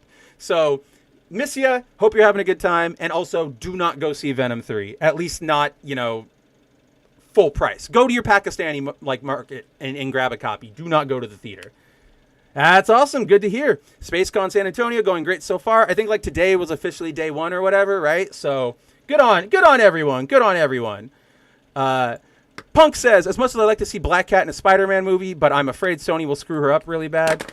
I mean, that's sort of I feel like that's not just a Black Cat thing. I feel like all comic book fans, like fans of the comic books, not necessarily their like MCU fans or whatever. That's just how all of us feel, right? There are so many characters that I still would love to see get their due that I don't trust anyone to handle because it's going to be awful. They're going to just go off the rails. They're just going to do whatever they want. I mean, here, let me bring this up just to, I guess, close it out and make our points. But like right here, this is the current state of Marvel, right? Like Agatha all along, showrunner, says she changed Billy's origins because she had, quote, no patience for his original comic book story. And then as you go and see what she was talking about, right here, she straight up admits, like, when she first learned about Wiccan's comic book origins, what? Say it again? Truth be told, I still don't fully understand it. I'm in for an instinctive plot line, Lord knows, but there were so many steps and so many characters, and I just had no patience for it. So, like, that's the current operating mentality in the Hollywood, like, among the people who are in charge of these in Hollywood. So, no, right now, if we get, like, something good, it is an exemption, and we need to consider ourselves so lucky. right? We were all saying that about Deadpool and Wolverine. Like, this is good. This is fun. Don't ever expect any other Marvel movie to hit this quality, if not ever, anytime relatively soon. So, like, this is what happens when you just let people use your IP as a skin suit. As you just go bank off of, the name and the image and then do whatever the hell you want with it. Sometimes it works. I'm not going to lie. I know all of us here probably have one or two like really hard reboots of something that we tended to like or tended to work for everybody in the world, right? I mean, I could make an argument like there were a bunch of people who loved Jay Garrick as the Flash, and they did a hard reboot and said, nope, it's Barry Allen. Jay's never here. And history has changed. We all still love Jay, but Barry is the one everybody thinks about, right? So when that happens, like, yeah, don't expect like comic book versions anymore. They don't care. They don't like that stuff. I hate that I've ended this show for the last like 3 episodes on this sort of note, but remember, they like people in Hollywood specifically, or people who want to be screenwriters or reel writers or whatever, they look down on this stuff. They see these words with a picture and they go, this is stupid. This is childish. We need to make it better. We need to elevate it. And that's because, and so they don't engage with the material, and then they go with their really, really pathetic, like, oh, what about just doing this for the sake of doing this and making, they're a really sad person now with a lot of problems. Isn't this what everybody wanted to read? Da, da, da, da, da, da. And it's like, you guys are trying too hard to improve this material, and again, improve this material than actually caring about this material. I don't know about you guys, but I just heard this audio last night, courtesy of Marvin, the movie monster. I was over on his channel, Tooneytown TV. There is a clip. And I don't know where it is. I'm going to try and get it so we can put it to our rotation. But back in the day, when there's an interview from Steven Spielberg about, I believe, Indiana Jones and Temple of Doom, or one of those two. It's either Doom or oh my gosh, what's not Raiders, Doom, or oh my god, I'm like, whatever. It's one of those other two. Why am I blanking hard? This is really embarrassing. But yes, Kathleen Kennedy was working there at the time, and there was this interview where Steven Spielberg is talking about like, yeah, so we're all pitching around ideas about like, okay, this is how it's going to end. He's going to get the girl. He's going to whatever. And Kathy just jumps in with, well, what if he doesn't get the girl? What if he gets the dog instead? And Steven Spielberg is like, it made no sense. It was just sort of thrown out there because it was an opposite idea. And all of us promptly said no, but she was still on that kick. And like that to me just shows the mentality of the people who are in charge of the stuff. It's not, can we respect it? Do we tell the story as it is? It's how do we make it ours? How do we improve it? How do we surprise everybody? Because to them, everything needs to be novel. Everything needs to be the best new thing to grab all your headlines, instead of like, wow, that was a really good, solid story. Holy crap, I enjoyed my time there. And yeah, so like sort of at the end of it all, we have to, it's a dire time in terms of Hollywood adaptations. The heyday of the MCU is way, way, way behind us. This is probably going to be an an unpopular take. But I think that if we are ever going to get another accurate comic book thing anytime soon, it will likely come from James Gunn and his attempts over at DC Studios. Because yes, guys, I am aware he has made some changes here and there. I am aware he's got sort of a wacky plan where nothing has been developed. But at the very, very least, this man does love the comic books. He's looking to them for inspiration, not just as like oh, that happened, but like how do I understand this character? What do we show? All that stuff. So, again, I'm not the biggest James Gunn fan. I'm not saying everything is going to be great. I'm just saying that's probably going to be the next place you see it, if anywhere at all. Let's see. Yeah, exactly, Shinkai. Remember the Vulture post-credit scene? Me neither, because that made no sense. I was thinking about that all weekend for some reason. I think some Spider-Man has to do with this. You want to get him? And it's like they had no plans for that, man. There was nothing for that. Andrew says, man, both you and Jeff said Venom 3 isn't worth seeing. That makes me so sad. I was really looking forward to this film. And that's the problem. Like, you know me too. I went into this going like, sure, I'll give it a shot. Why not?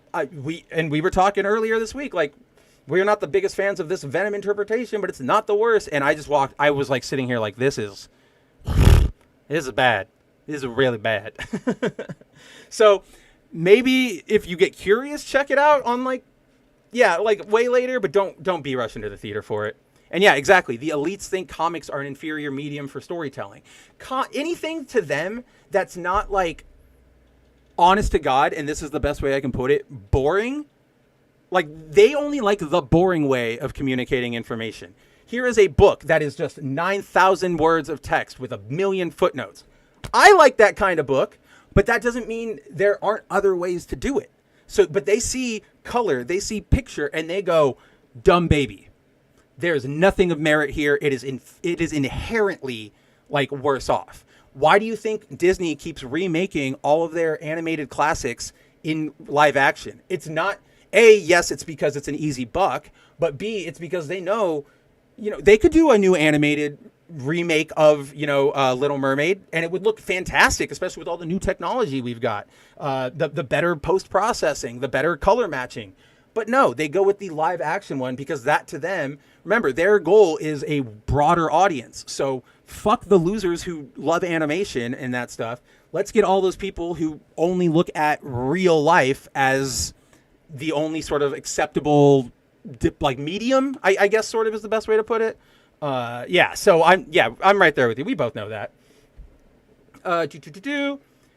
Yeah, Punk says, rented the Blue Beetle movie on Vudu. It was an okay movie, even though I wasn't that familiar with the character. It's all right. It was sort of just a one. I enjoyed, I like that suit on Jaime. I like the actor for Jaime.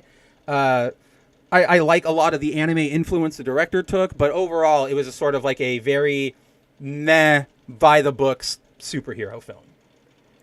Yeah, Timon says, I'm not holding my breath on DC, and I'm not saying to. I'm just saying, if you were to hold your breath on one, you're probably going to breathe sooner if you bet on DC than you do Marvel. That's all I'm saying. One sec. Shinkai says, I recently watched Kill Bill for the first time. Everyone I know praised the action. In my honest opinion, I found the sets and the music sounds, effects, the highlights. That is something you get in subsequent reviews, right? Because Kill Bill is one of my favorite, like the first one is one of my favorite movies of all time, but none of that gets communicated in the way it does without the music, without the sounds, without the stylish ways that Quentin Tarantino depicts different scenes, right? Like the movie opens with an old school black and white flashback of like a cowboy style shootout at the church. Later on, when they're recollecting Oniishi's backstory, they depict that in an anime style, right? He plays with all of that to sort of reinforce what these characters mean, what they represent. Even when he goes later on to confront, or when the bride confronts Oniishi in the Japanese club, that set, all of that is way more reminiscent of a 70s kung fu movie than it is of a modern action set piece. So yeah, like that's things. There are always so many layers and things you can do with art to help communicate like messages. It doesn't always have to be, what does it say right here in front of me? In fact, that is the opposite of like art entertainment going, tell me exactly what that is right now. I need to know. It's like, buddy, go read like a science book then, because that's what you're looking for. Andrew says, Gunn is at least a fan, though that doesn't preclude him from making mistakes. Cough, Adam Warlock, cough. Okay. I don't know how many times I need to tell you this, but I feel like I've reminded you like a bunch of times. We got to remember that Adam Warlock was not specifically Gunn's fault. Remember, he had everything planned out. He knew what he wanted to do with all these characters and how they were going to work. And then right after 2, when they canned him, they sort of blew everything apart and started piecemealing everything out. So when he came back, he went, crap. I can't do what I want to do anymore. Look at what Endgame did to all of my characters. Look at what I have to do here. Like, this is bad. So he was just playing with the hands he was dealt, because you can't close out the Guardian story there and also introduce a full Adam Warlock. And I'm positive that if he was sticking around and not like just closing out the trilogy, he would have probably stuck to his original plan. But once everything gets screwed up like that, it's really hard to get everything back on track. All right, let's see.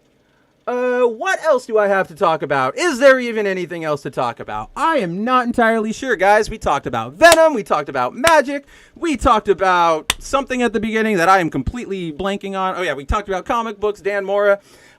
This is probably, where are we at? We're at 2.5 hours. This is probably the perfect time to start wrapping up this show. So, with that said, we'll go back to this screen and we will start closing out. Guys, I want to thank you all for another amazing Friday night here at Good Mav Ugly. I missed you guys all last week. I'm so happy I got to talk to y'all. I still miss Andrew. I can't wait for Foil Variant next week. So, yeah, happy to be back. I hope you guys enjoyed your ride. I hope the goal of this stream was accomplished. You know, we deal with the trash, the worst stuff, the bad news all week. So I try to host this show to give you guys to refresh, to let us laugh, to have fun, to remind ourselves of the things we like, or sometimes, you know, the things we don't like, but in a more positive way that isn't just completely doom and gloom. So, with that said, guys, as always, you can come back right here, same Mav time, same Mav channel next week for another episode of The Good, The Mav, The Ugly. If you want to see more of me before then, you can catch me on Wednesday nights over on the Bounding Into Comics channel for the 0-1 stream, where Cider, Jacob, Nerdigans, and I, and guests if they ever show up, we hang out, we break down the biggest pop culture culture news stories of the week up to that point. If you want, you can also check me out on Thursday nights over on Foil Variant with Andrew, where we let our dorks out and just go hog wild about comic books for way longer than we probably should.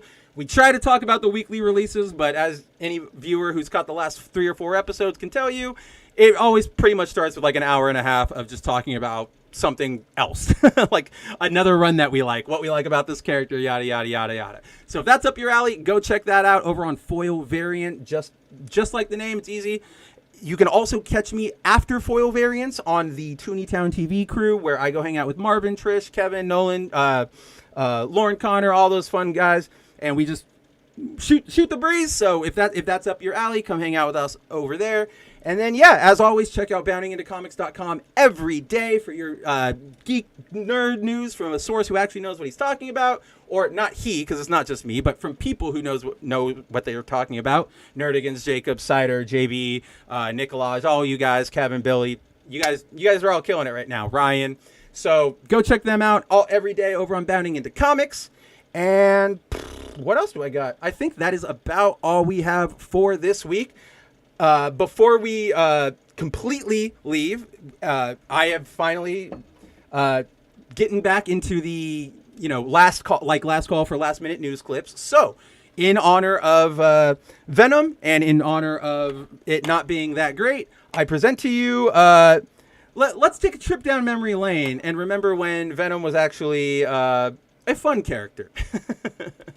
Symbiosis is the only way. I should have known a reformed Doc Ock was too good to be true. A perfect world order. Those who cannot share my vision will be crushed by it.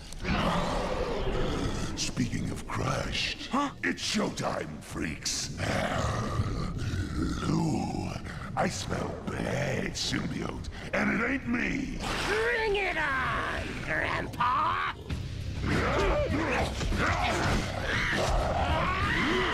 Alone at last. Let us end this, Spider-Man. Yeah, I agree, Timon. It is that and number 2 are like some of my favorites. They are, especially the writing. It's peak Spider-Man. But yeah, I kind of wish that was the Venom versus Carnage fight we actually got in Let There Be Carnage, right? They actually looked like they were fighting, and it could be something exciting. But until then, guys, until next week, until the next time I see you on a stream, wherever that might be, take it easy, go have fun, go read something fun this weekend, play something you like, go hang out with people you can stand, all that sort of fun stuff. Remember, it's not all bad out there. There is still some good. There are still some highlights. With that, guys, until next time, I've been Mav, I've been Spencer, I've been whatever you want to call me. Just don't call me late for dinner. And with that dad joke, I'll see you all next week. As the creator of Mara Jade, Wait! I am not the creator of Mara Jade, and I want you to get out of this office right now. I'm sorry, Zeb. No way. You brought No it on way. You brought it on yourself. I don't want you here. I'm so Out. sorry, George. I didn't think it would go like this. Out. Ted, I got your voucher. Out!